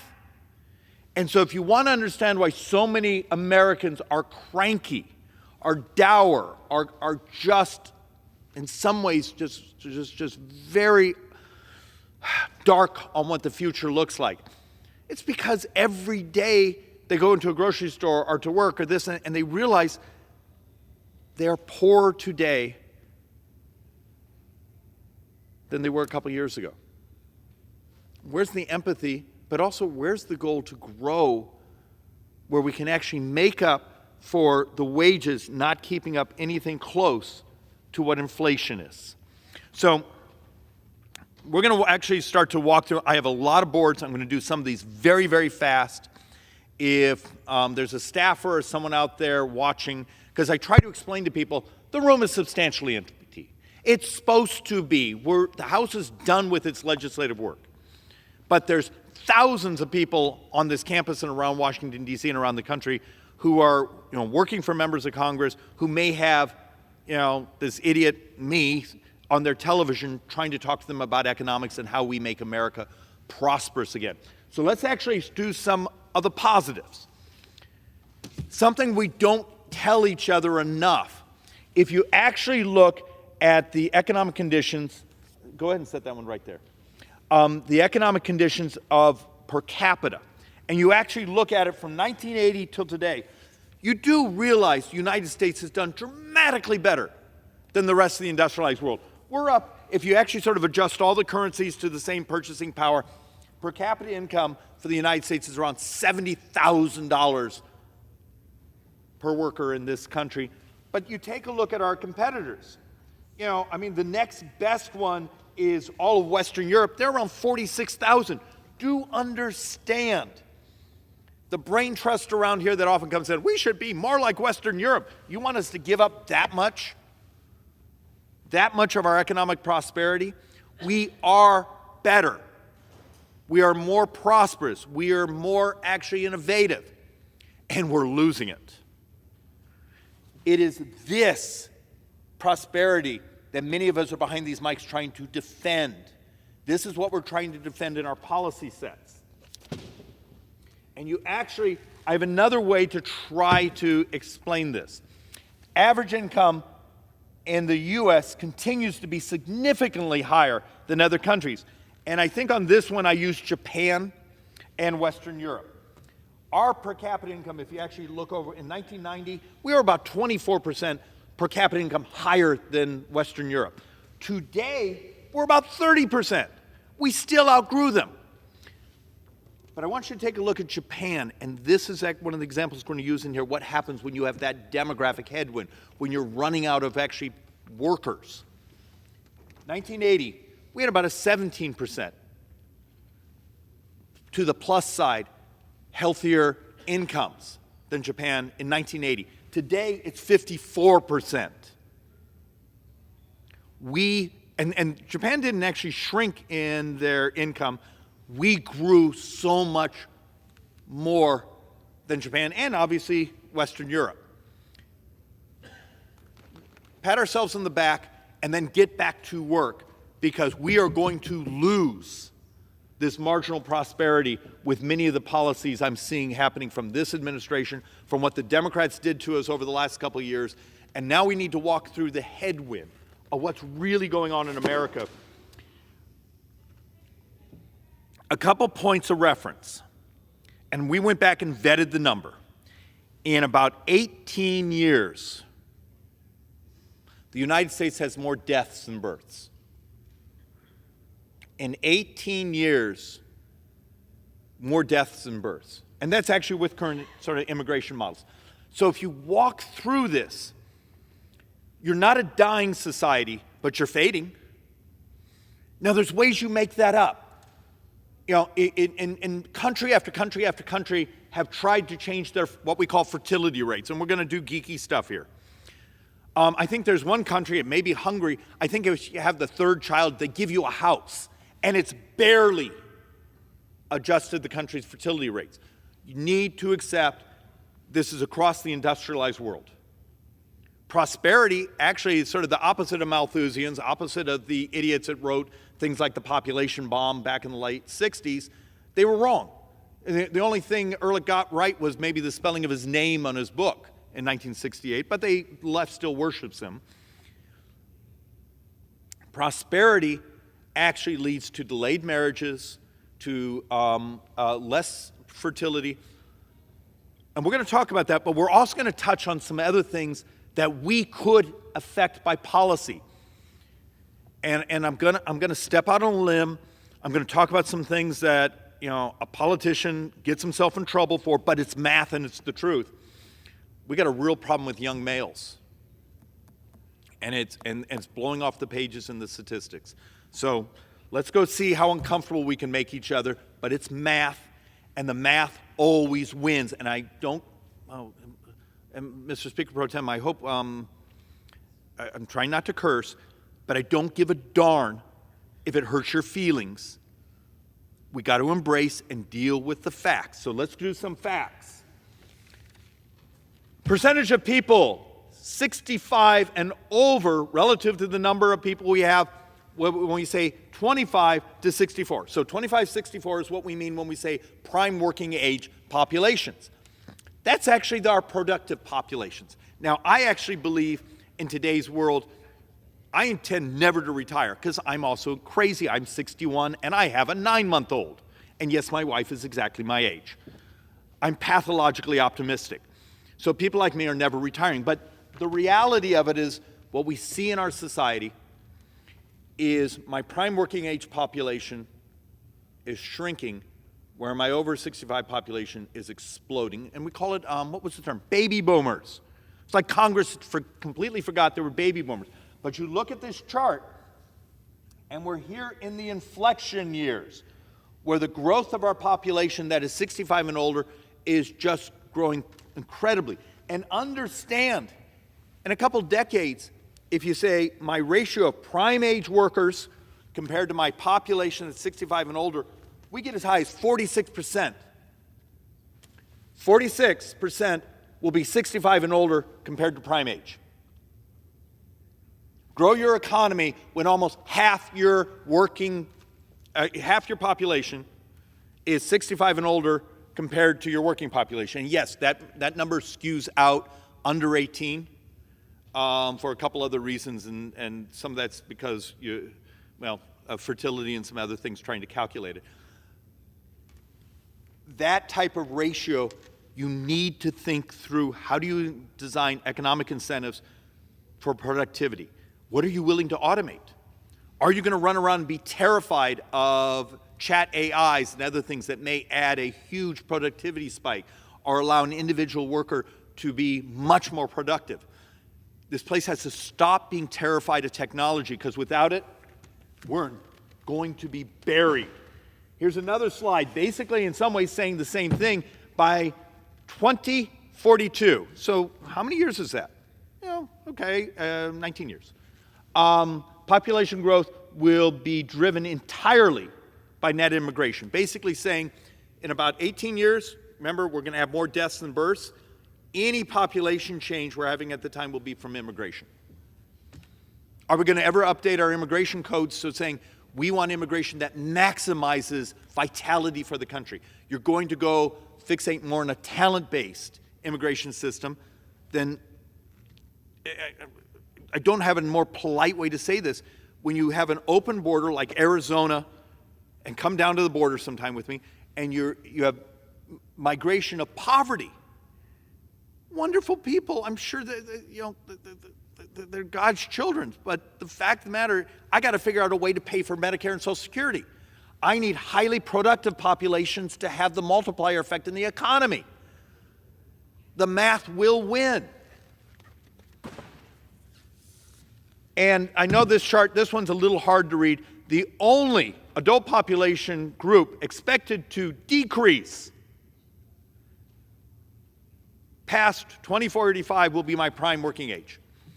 Our working population, our productive population, and from the economic terms, is shrinking. We get about a decade out and we roll. We begin to shrink. Another way, and this one's a little easier to understand, the prime working age population is the only age group.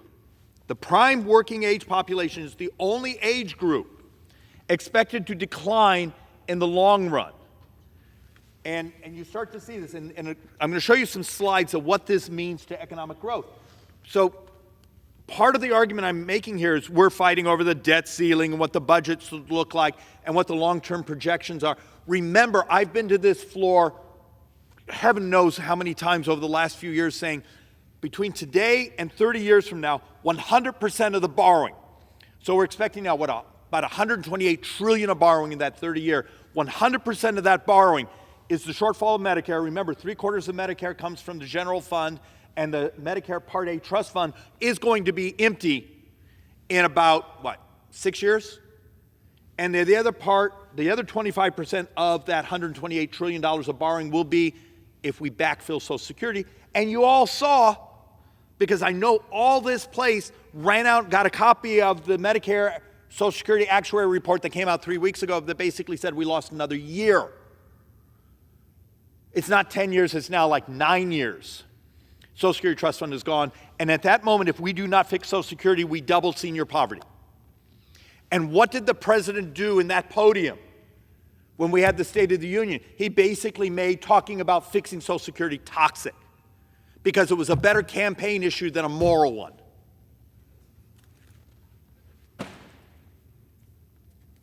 All right, a little bit more fun with math.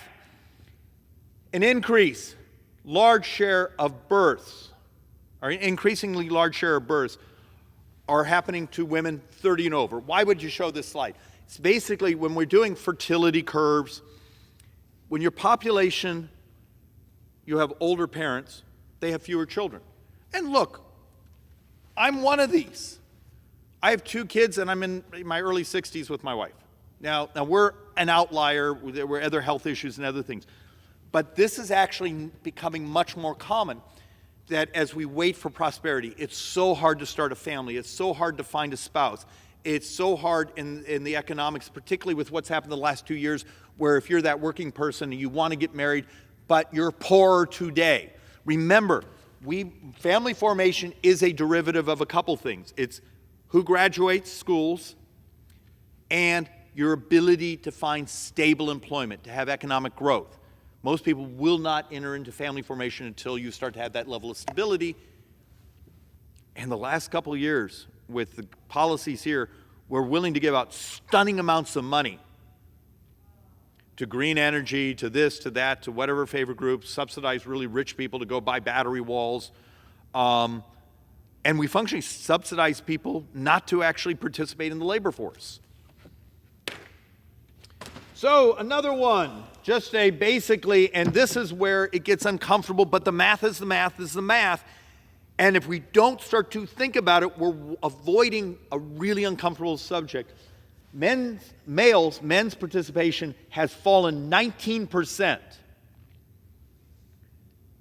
Now I know this is like over the last 70 years, but something's going on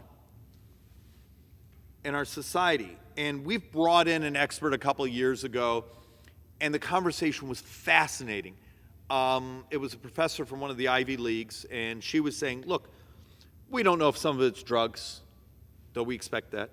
We don't know if some of it's video games. We don't know if it's also, and there were questions that, how many young men particularly, are put in hyperactive drugs during their adolescent years, other things. I mean, we just don't know, but we do know we have a crisis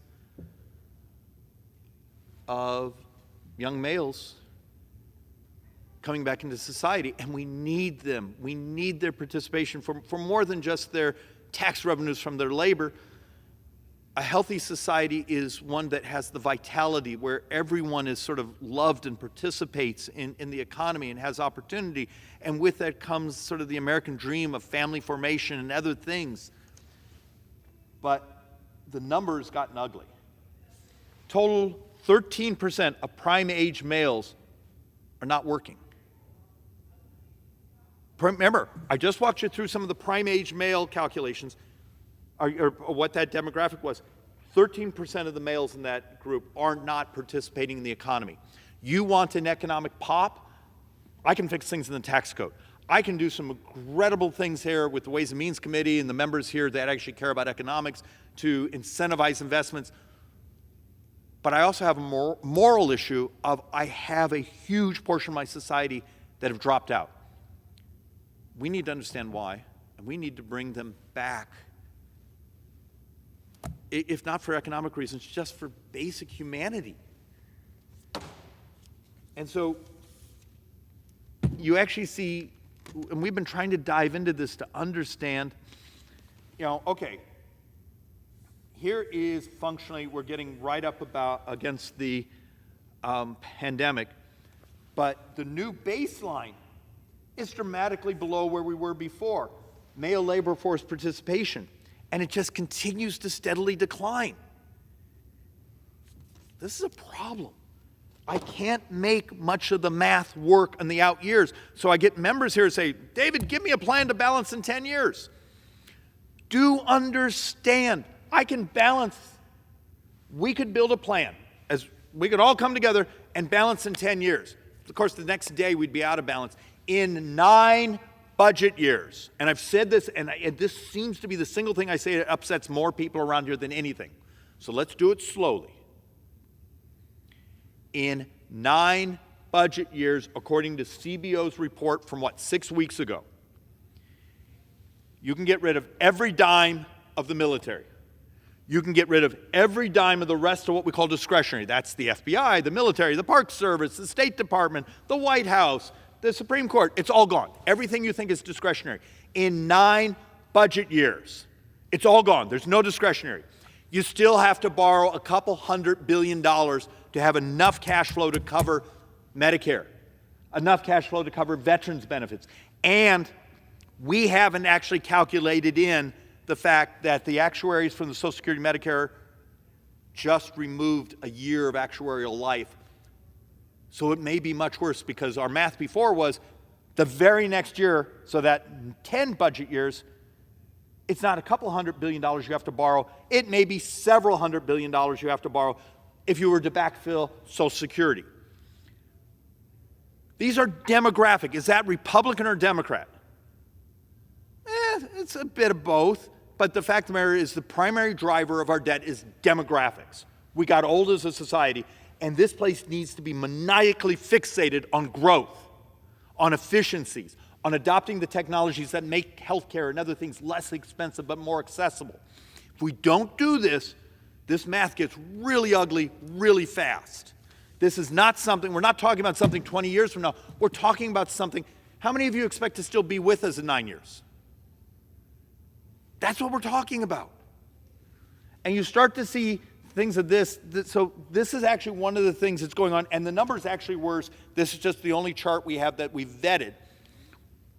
The number of males and females which are entering sort of our university world, they pretty much entered about the same, except graduation rates. Males are only about 40% are graduating, and I think the number now is in the high 30s. It rolled over again over the last couple years. Females, God bless them, we're seeing around 60% of those are graduating. It's wonderful. But this number between there is actually a really uncomfortable conversation. It's called functionally family formation gap. How many that have succeeded, you got your bachelor's degree, you got your master's degree, you went through the university process, you've graduated. What's the population of prospective spouses? Something's going on in our society where we were trying to understand why are there so few family formation, and some of the demographers that responded to our question said, you got a problem. You got lots of success in females making it through college systems, university systems, and males, we have some universities where females are graduating at twice the rate. And that differential, because how much of this population is comfortable marrying someone who also did not graduate? And that's a tough thing. And we don't talk about things like here, but it's at such sizable numbers now. We're actually seeing it in our economic data. So let's see, what else can we produce that actually makes us uncomfortable? This is basically the same thing we just talked about, actually broken out by genders. But this trend, this chart ends in 2020. It's actually gotten worse in the last couple of years.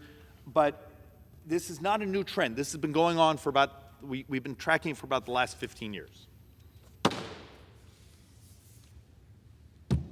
And we actually have been also trying to understand what happens because of some of these societal factors, the fact that the economics of, government has pumped in lots of money, done all these things, but people are poor because they set off inflation with much of the economic policies and what the Fed did, but also the Inflation Reduction Act and all these other things where we just dumped money back into society and won't take responsibility for setting off inflation, to my brothers and sisters on the left. But with those economic headwinds, you're actually seeing other data of the delays in marriage formation or household formations. And with that, we're recalculating how many children we expect to have in America. Understand, half the states in the United States today have more deaths than births. Half the states today have more deaths than births. And as a country in total, in 18 years, we'll have more deaths than births. By 2042, deaths are projected to exceed births in CBO's population growth model, and this one's already out of date. So even CBO has been putting this out. Now, the reason I keep showing these demographic slides is, do you all remember your high school economics class? Stable populations or growing populations have the ability to have economic expansion, what we call, I don't want to geek out too much. It's hard to have that domestic gross product expanding and expanding unless you have populations to take the jobs, or you're willing to do tax and regulatory code changes like a number of the countries we compete against. I'm going to show you some of those slides in a moment, where they said, we can't get labor, we're going to incentivize robots. We're going to incentivize automation. And you're going to get people who go, but what about the jobs? We don't have people. You have school districts all over America that the incoming kindergartners, first graders population is falling. The schools are going to have fewer kids. They're going to be closing schools. And then they look at you like, well, that makes me upset. We've been talking about this for, a quarter century, the falling fertility rates. And here's the punchline. And we worked really hard on this math. The Joint Economic Committee and some of the economists, some of the others, we spent weeks, because this is sort of one of those things you don't really find in the literature. But if I have a 1% decrease in my labor population, my labor growth, you lose 0.6% of GDP growth. If you had a 2%, you lose a point and 1.2. If you had a 5% decrease, which that's what some of these charts are talking about, in your labor force populations, in the out years, you're losing 3% of your GDP growth. Why this is important? How many of you all just saw that CBO just basically said, Congressional Budget Office just said, hey, we expect the next year, maybe a couple of years, the United States is only going to grow like at 1.2%. You're already seeing it in the math.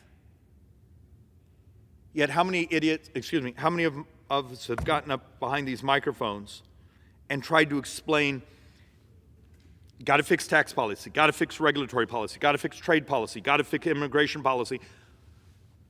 We're not sure how to fix demographics. This one's really uncomfortable because almost no one understands it. And back to an oldie but a goodie. Why is this so important? This slide here is maybe 3 years old. It gets dramatically worse through the end of this decade. But once again, your government is an insurance company with an army. This is from the 2022 budget cycle. 71% of all of our spending is what we call mandatory. Some of that is earned. You earned your Social Security. You earned your Medicare. You earned your veterans benefits. Some things you get because you fell below a certain income. You get Medicaid, or you're part of a certain tribal population. The United States has a treaty obligation to meet. There are things out there. But the vast majority of this is what we would call earned benefits. So when you hear someone here, we say, oh, it's mandatory spending. We're not being disrespectful. You earned these. This is part of the societal contract. But you see over here, this wedge here, defense and non-defense discretionary. That's what you all think of government. In 9 budget years, every dime of this and part of the mandatory live on borrowed money. Now walk in my door and say, David, I demand you balance in 10. I can balance in 10. How much of the mandatory do you want us to cut? Because we can wipe out everything else. Also, you're prepared to live in a country without a defense? Of course, violation of the U.S. Constitution, but a lot of these folks don't seem to give a damn, care about what the U.S. Constitution says anymore, as long as it doesn't inconvenience them. And here's the one I get the most nasty emails about. What is the primary driver between today and 30 years from now? It's not the primary driver, it's 100%. 100% of the U.S. sovereign borrowing between today and 30 years from now, 75% of it is basically Medicare. 25% will be if we backfill Social Security in now, 8-9 years, because the trust fund's all empty. But what we allocate to the rest of the budget actually has cash in the bank. It's demographics. That's why we just spent the last half an hour going over what's happening demographically to your country. Getting old is not Republican or Democrat. How we react to it may be.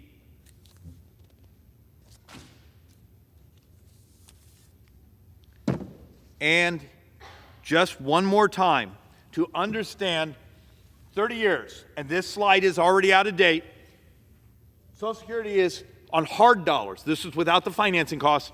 If we backfill it, is 21 trillion short. Medicare, the part comes out of the general fund, which is 75% of all Medicare spending comes out of the general fund. Then there's this what we call Medicare Trust Fund, which the president talked about taxing, but it only produces, his new taxes only produce like $660 billion over 10 years, which is just a fraction of the spend, believe it or not. And that trust fund is functionally gone. So the Medicare shortfall is 48 trillion, and the financing cost of those two is 47 trillion added up, and the newest number, when we add it up, is closer to 128 trillion.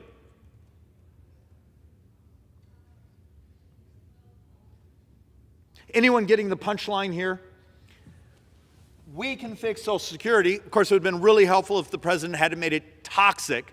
If he had gone behind that microphone and said, I need our brothers and sisters on the right and the left to do the moral thing. We care about our seniors. We're not going to allow, at the end of this decade, doubling of senior poverty. We're going to work together. But instead, he made it toxic. But for Medicare, we need a revolution in the cost of health care. Mr. Speaker Pro Tem, how much time do I have left? The gentleman has 26 minutes remaining. If the Lord has mercy on us, I won't use all that time. Federal spending. Now, this is one I've never used on the floor. And it's been several years ago. I remember reading, actually, I think it might have been in The Economist magazine, which, and it was talking about in the 1970s, for every dollar spent on seniors, we spent $5 on young people. And that today, for every $5 we spend on seniors, we only spend $1 on young people. It's completely reversed. And this is basically what we're trying to say, is today, for folks 65 and older, and this is a 2015 number because it's the newest number I could find in the literature, we will spend $35,000 a year on seniors, and we'll spend $5,000 on young people. Just understand, that's what happens when your demographic curve changes.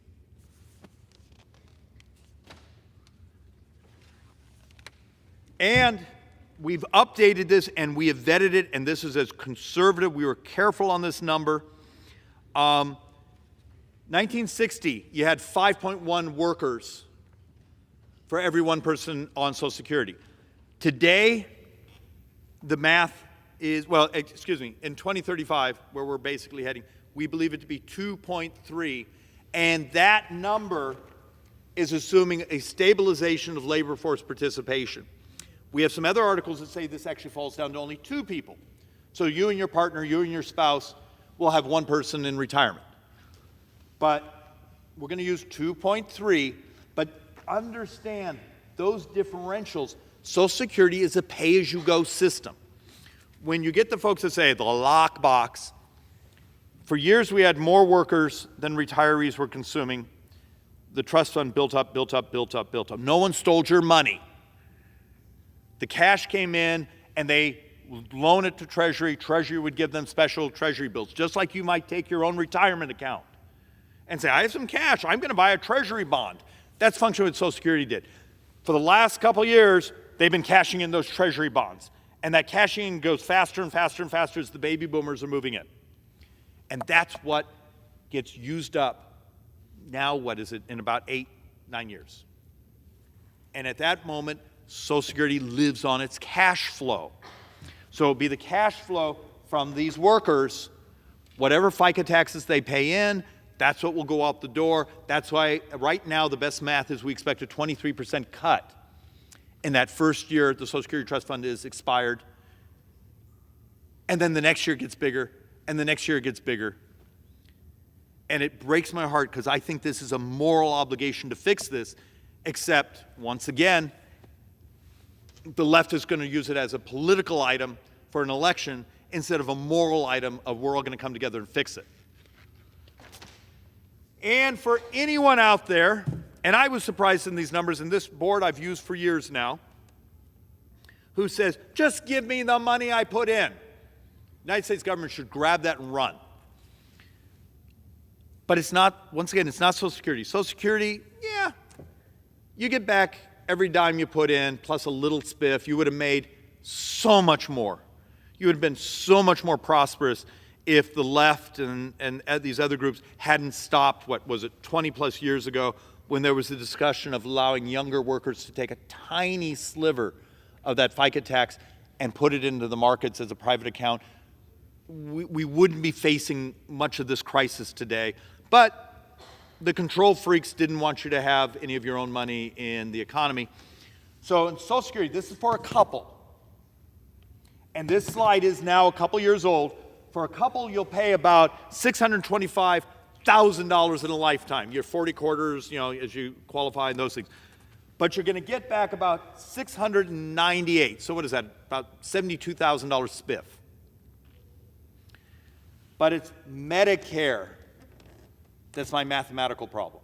In Medicare, that couple will put in about $161,000 because the only Medicare actual FICA portion or tax you're actually paying is that Medicare Part A trust fund, which we just talked about is, okay, depending on the mix, can be up to about 40% of Medicare spend because it's really sort of the hospital portion.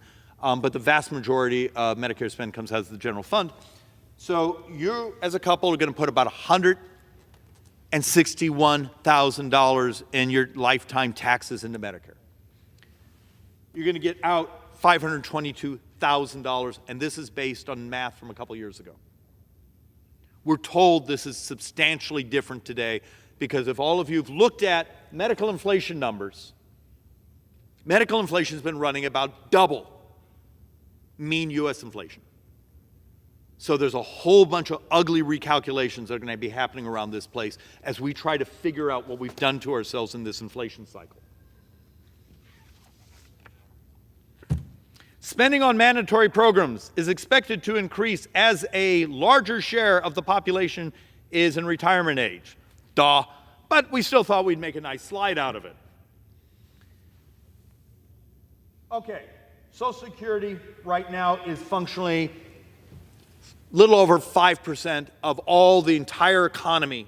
The entire economy goes out, 5% of it in Social Security. In a couple decades, that goes to 5.7. So Social Security, okay, it's fixable. It's Medicare. Medicare today, now this is Medicare, not Medicaid, not Indian Health Services, not veterans, just Medicaid itself. Today, the spend on that is about 6.4% of the entire economy. The next couple of decades, it goes well over 8%. When we get into large numbers, we actually often use percentages of the entire economy. So if anyone's paying attention here, we were talking about those earlier slides, that if we can maximize growth, because we're doing percentages of the size of the economy, and you don't want to be putting out 8+% just in senior health care in the economy, grow the economy. And this number goes down. Change the price of health care by adopting technology, curing things. And the number of times I've come to this floor and talked about what we could do. Number one cost in society today is what? It's diabetes. 33% of all healthcare spending is diabetes. 31% of all Medicare is diabetes. If I came to you and said, what's the single thing you could do to maximize an impact on the budget, the debt, the borrowing, and also be one of the most moral things you could do in society? If you cared about income inequality for my tribal populations, and it's not income, my tribal populations, I represent the second highest per capita population in the world with their diabetes. But urban poor, rural poor, it turns out if you cared about income inequality, it's health. When we've been trying to do, and the economics, the math is really complex because there's so much noise in the numbers. as we say, noise in the data. But so many of my brothers and sisters on the left come in and say, it's racism, it's education. Well, it turns out the data may say it's actually health.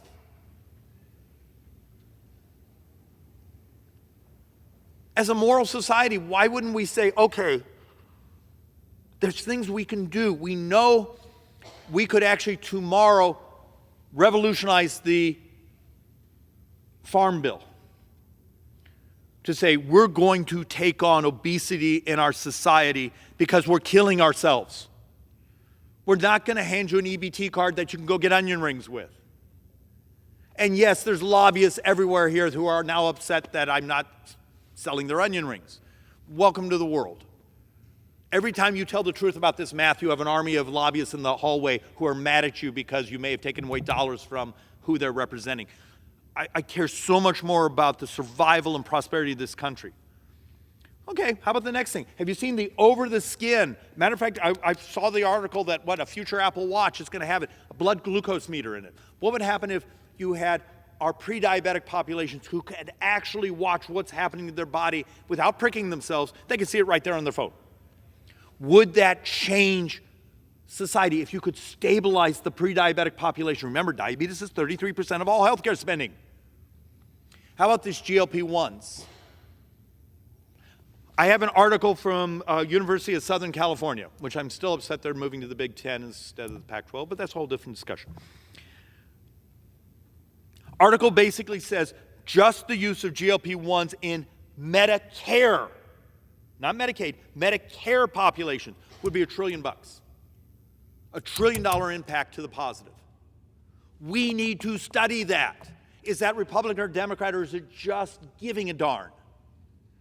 And then I've come here a couple weeks ago when the company that has this incredible stem cell that they've actually tagged with CRISPR so the body doesn't want to rejection, so you don't have to have anti-rejection drugs, and it's in phase 1, that actually gets a body producing islet cells again, meaning your body produces insulin again. That may be at the end of the decade, but because of the way they're doing it, you could do it in a biofoundry fashion, which meaning you could have a production line. It doesn't have to be designed to you.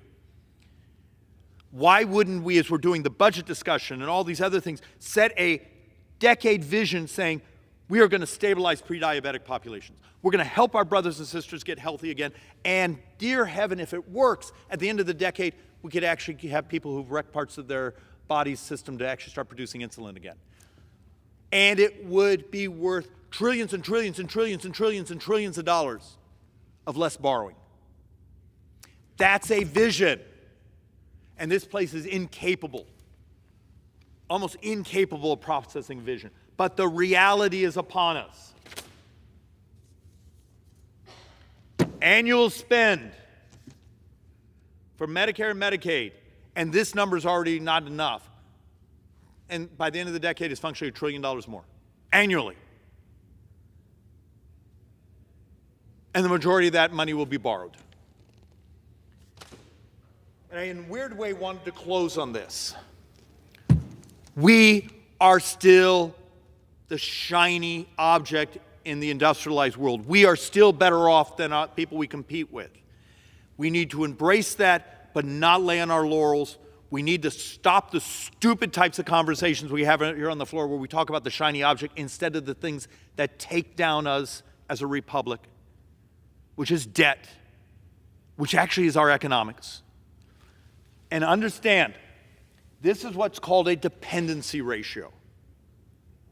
And it's not a derogatory term. It's an economic term of here's what I have in the labor market in a country, and here's how many people I have not in the labor market. It's not complex math. China. We hear the conversations about China, China, China. China's a problem. But China is on the verge of a collapse demographically. I'm one of those who believe much of what we see China doing is they're running around the world trying to build annuities because their one-child policies, all the other things they did, they are collapsing demographically. And they start to roll over in the next couple of years. I mean, where, boom, their working population is collapsing. Is that why you go out and buy ports and buy farmland and buy these things? Is you're trying to turn the world into an annuity so you have cash flow? It's worth thinking about. But here's Japan. Excuse me, Japan's already way down here. And they actually sort of flatlined, but Japan has done incredibly creative things. Incentives for seniors saying, if you're healthy and you want to, we're going to make it advantageous if you want to stay in the labor forces.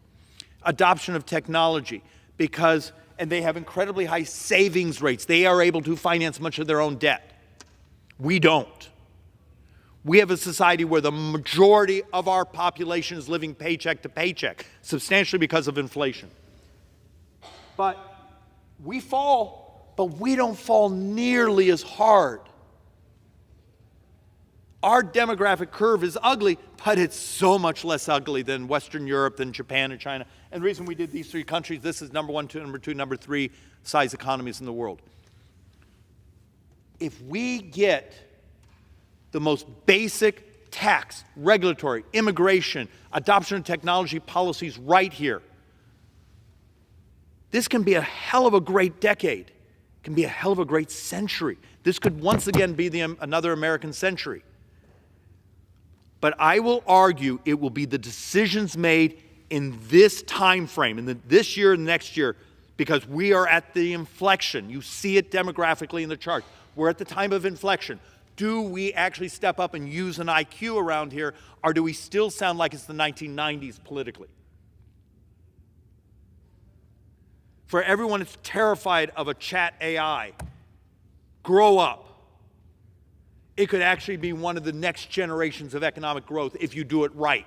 Embrace it, learn it, get it right, and run with it. The new stem cell therapies, the fact we might cure diabetes, the fact there's things we could do. Understand it, learn it, run with it. Fix this stupid immigration system. Close up our borders, stop importing poverty, bring in talent. There's just simple things. The tax code, get it so it incentivizes risk-taking and investment to grow. It's not, you don't need a PhD in this stuff. You may be required to be literate, and maybe that's a problem. And our running joke here is, I work in a place that's a math-free zone. That was meant to be funny, but it's sort of sarcastic and cruel.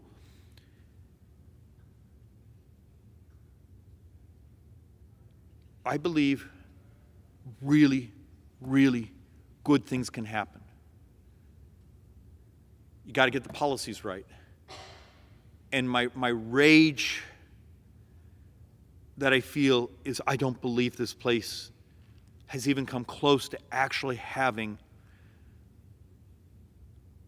those pro-growth, those sort of growth is moral, what are we going to do type conversations, and then to turn it into policy. And I'm exhausted. I just don't know how to drag this place over the line so they actually think. And with that, Mr. Speaker Pro Tem, I yield back. I'd like to thank the gentleman yields back.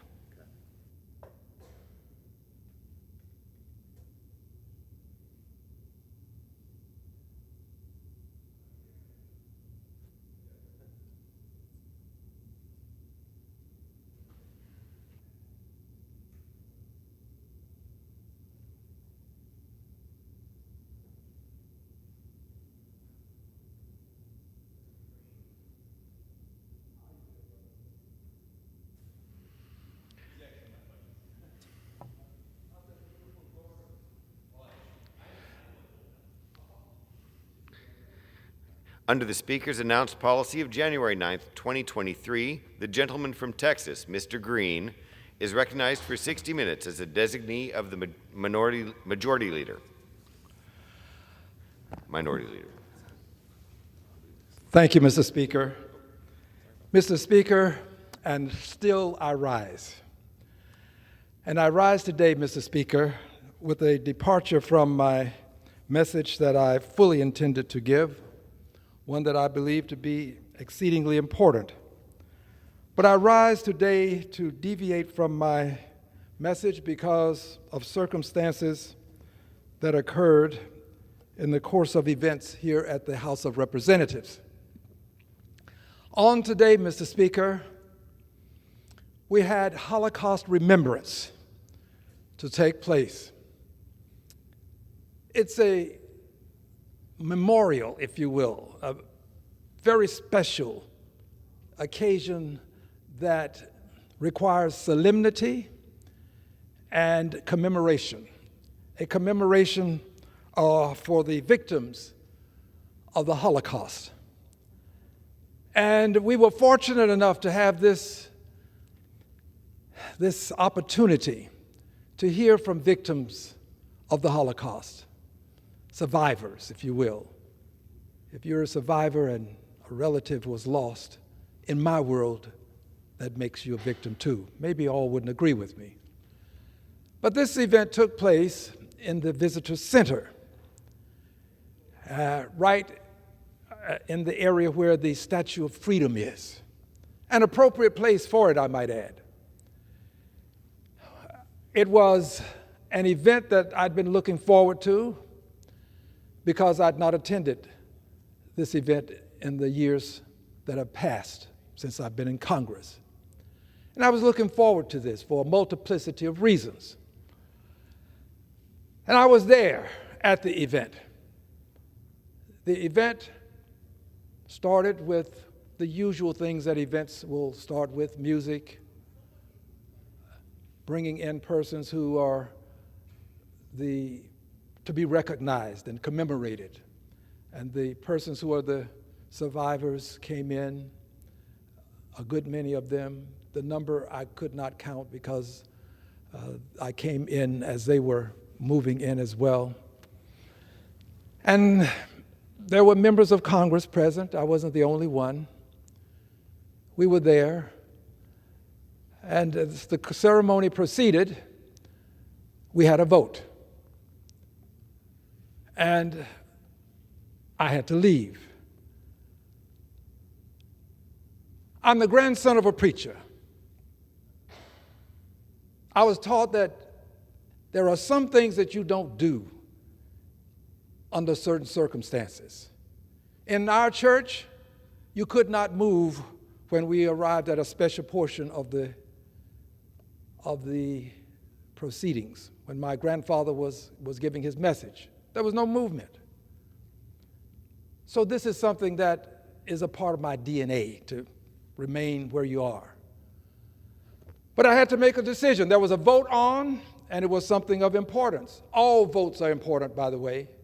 All are. But this was something of importance to a good many of my constituents.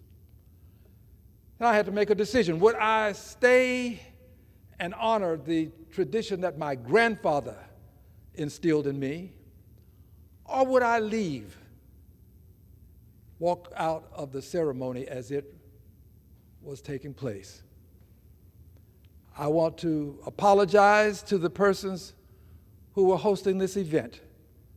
I want to apologize to the survivors who were present, because I did walk out, and I did come, and I did cast my vote. I would hope that ceremonies such as this would be recognized by us, we, the members of this great body, the House of Representatives. I would hope that they would be recognized to the extent that we could organize our much needed, much appreciated by our constituents, those votes that we cast. I just believe that there's a way to have a Holocaust remembrance ceremony and not have votes at the very same time. I believe we can do it.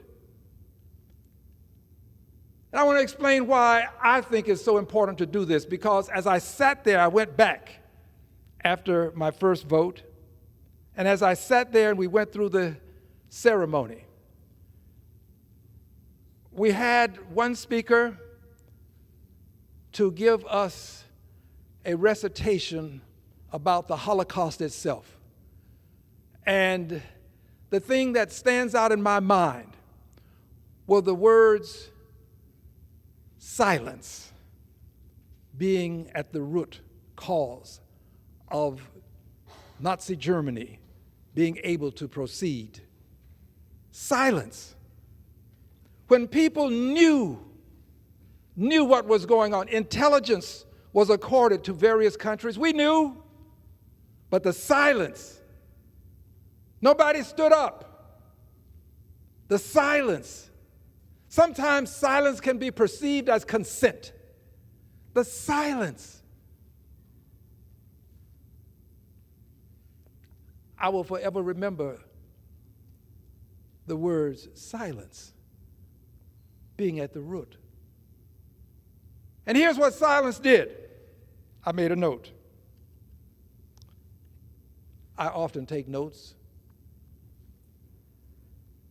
The SS St. Louis was a ship with some 900 Jewish refugees. 900. They left Europe. They were fleeing Germany. And they were headed to Cuba, assuming that 900 people, some 900, could find a place of safety. Women, children. This was not an army. These were people who were fleeing Nazi Germany. Cuba would not accept them. Turned away. This is what silence does. When you know something is wrong, and you will sit, stand, continue with your daily lives, knowing that an atrocity is taking place. And not only are you silent, but those that you could extend the hand of friendship, you reject. Some 900 people. They didn't stop there. The SS St. Louis, I'm ashamed and embarrassed to say, took them to our coast. Rejected by us.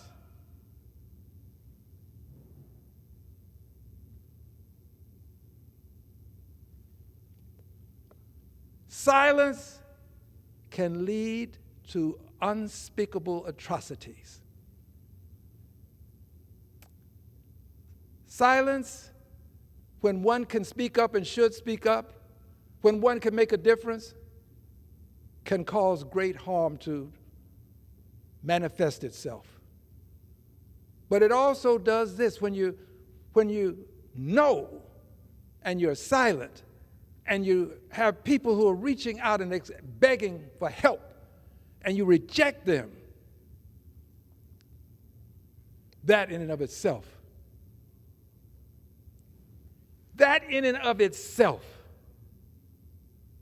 is a means by which your silence and your failure to extend a hand of friendship becomes a part of the perpetuation of a problem. And this was more than a problem. But they didn't stop here. They went on to Canada. Rejected. Now, these were innocent people fleeing Nazi Germany, rejected by Cuba, turned away at the United States, not allowed to proceed to Canada, back across the ocean, where hundreds died. This is what the Holocaust perpetrated upon humanity. A sense that if you just keep your mouth shut and stay in your place, they'll go away eventually. I'm not sure that's what people were thinking, but the optics would connote that this was possible. This was possibly what their thoughts were. So I sat there. By the way, I confess, I and persons next to me and behind me, we were all sobbing as we listened to what was happening, this story. All of us, tears welling in our eyes, rolling down our faces. And then, of course, we had another vote. I came back to cast my vote because I represent people who expect me to be here to vote. So I came back to cast my vote. I don't have a perfect voting record. I've missed votes. Came back to cast my vote. And I went back. And then, when I went back, we were shown pictures from the hands that were in the hands of Holocaust survivors, these persons who were there today to share their stories. I have pictures, they had in each of our seats, pictures of people. These are some of the people that were given to us in some way associated with the Holocaust. Here's a baby. I assume this is mother and father. The names are given here, but they don't indicate exactly who they are here. And then there's another young man. Looks like a family.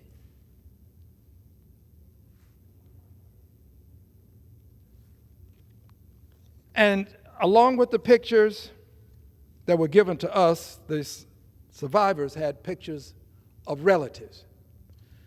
And they told their stories. In one photograph, one person said, "This is a picture of my mother and my father." Please forgive me if I don't get it entirely correct. I was there, but it was tough just being there. Mother, father, and she said, "That's my baby. My brother was in the stroller, and there I'm standing over here." And each one told us how the family or some family member was taken away, how they suffered the ultimate horror of the Holocaust. I cannot tell you how moved I was because some things are inexplicable. There are no words. Someone would ask, "Well, Al Green, are you a Jew?" No, I'm not, but I'm a human being. I'm a human being. The suffering of any one of us is suffering that every one of us ought to abhor. We ought not allow suffering to take place and not want to do something about it. We cannot be silent in the face of suffering. This is why I came to this floor just a few days ago to speak on the subject of young people, at least one of whom was killed under circumstances that make no sense. It makes no sense for a person to be killed who pulls into a driveway of another person's home or the property. That makes no sense. It makes no sense for a person to ring a doorbell and be shot. Miraculously survived, but shot. Not once, but twice. Ringing a doorbell at the wrong address, in the wrong driveway. It makes no sense for cheerleaders, the innocence of the youth, to simply get in the wrong car. Someone ends up in the emergency room at the hospital. It makes no sense. Who among us can say that you've never made such a mistake? There may be some, but a good many of us have. And when we made that mistake, we were able to walk away. I did. I have done similar things. I was able to walk away. These people were shot. One is no longer with us. Ringing a doorbell, getting shot, pulling up into the wrong driveway, mistakenly getting into the wrong vehicle and shot. I ask this question quite regularly. What is wrong with us? What is wrong with us? We should be in mourning. The country should be in mourning just for these folk. But the unfortunate circumstance is we know that it will happen again and again and again. And as a result of our knowing, because we've seen the past and we've already prognosticated that what has happened would likely happen, so we believe it'll happen later. And we now have normalized this kind of behavior. Literally, it has become something that is anticipated. When we watch the news now, we're waiting on the next edition. What is wrong with us? We didn't learn the lessons of Nazi Germany and what silence does when wrong is being perpetrated. We saw what can happen when wrong is perpetrated and people are just, their lives are lost senselessly and needlessly. Now, I'm not comparing what happened here to what happened in Nazi Germany. It's totally different. But the silence isn't. The silence is not. The fact that this house, the place where we can make a difference, officially, we have done nothing to make that difference. Silence. I refuse to be silent. I refuse to be silent when these kinds of atrocities are taking place in this country. Yes, one of them was black, but this is not about his color. It's about his life. Yes, there were females, but it's not about their sex. It's about their lives. There was just one that was just eviscerated. All of the future gone. Who knows what she would have done had she had the opportunity? I won't be silent. I refuse to let the world believe that I, in any way, would stand for allowing the kind of lethality that we have across the length and breadth of this country to be there without some degree of regulations. What is wrong with us? Do we believe that this level of lethality is going to somehow cure itself? That seems to be the argument, that the answer to people who shouldn't have guns, who are doing these ugly things, the answer is, let's everybody get a gun. That is not the answer. For fear that someone did not clearly understand what I just said, I'll say it again. It is not the answer. More guns will not solve the problem of these people who have been hurt, and some died. That's not the solution. Allowing the NRA to bring legislation forth among others, that would grant the gun manufacturers immunity from prosecution, civil prosecution. Can't be, the gun manufacturers can, with impunity, place this lethality in the public domain. Immune. The Congress of the United States of America granted immunity to the purveyors of this lethality. What is wrong with us? To say now that we're moving toward a world where you can buy a gun, all you need is money. That's where we're headed. If you can afford it, you'll be able to buy it. That's where many would have us go. I'm not one of them, obviously. No background check. You've got the money, you got a deal. No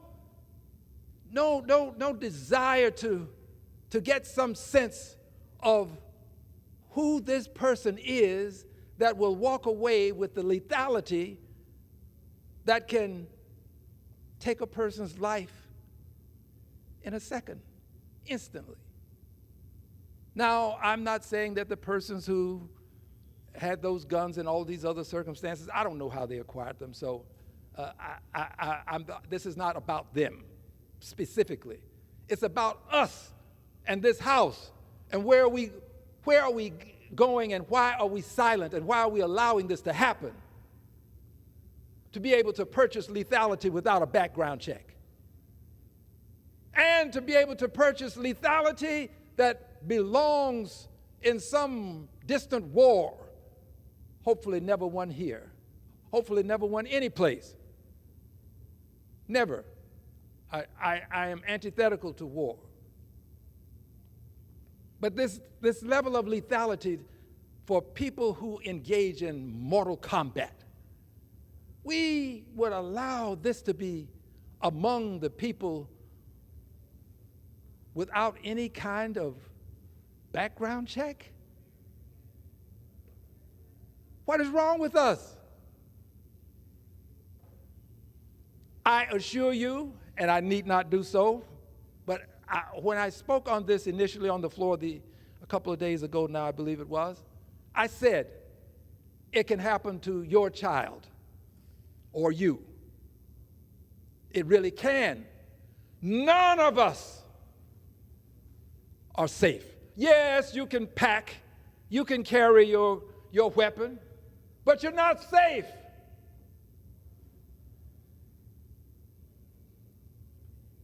And if you think having a bigger weapon is going to cause you to be safe, you're just wrong, because that means that this level of lethality is out there and in the hands of people without background checks, without red flag laws to signal that somebody shouldn't have something with this level of death and destruction associated with it. These are instrumentalities that produce deadly force. I will not be silent. I'm not silent because I just realize that it doesn't end with one person. The siloing of this in our minds is a mistake. There is connectivity. And so I won't be silent. I'm going to always speak up. I'm always going to speak out. And I do so not because I'm black and a black person was shot. I do so not because I have Jewish friends and I'm not Jewish. I do so because it's humanity that we have to protect. And we ought to live up to our Pledge of Allegiance, liberty and justice for all. There was no liberty and justice for all for those folk who were in that driveway, for those cheerleaders who were there when one of them went into the wrong car. No liberty and justice for all for that young man who rang the doorbell at the wrong house. Liberty and justice for all. That's our promise in the Pledge of Allegiance. I want us to live up to our promise. And let's not be silent on the great issues of our time. And let's not schedule events that merit the degree of solemnity and commemoration that Holocaust remembrance so richly deserves. Let's not schedule votes when these events are taking place. That's my appeal. Let's not do that. Someone would say, well, you know, you're going to make people angry with you for coming to the floor with this. Friends, we all have to suffer slings and arrows when we are right. This is a righteous position. And sometimes you have to stand alone. I have found it is better to stand alone than not stand at all. So I beg that next year when we have Holocaust remembrance, and that it will happen again next year, that we respect the solemnity and the need to commemorate those lives that were lost by at least scheduling such that there is no conflict and there are no votes. Mr. Speaker, I thank you for the time. I thank you for the time. I yield back the remainder of my time.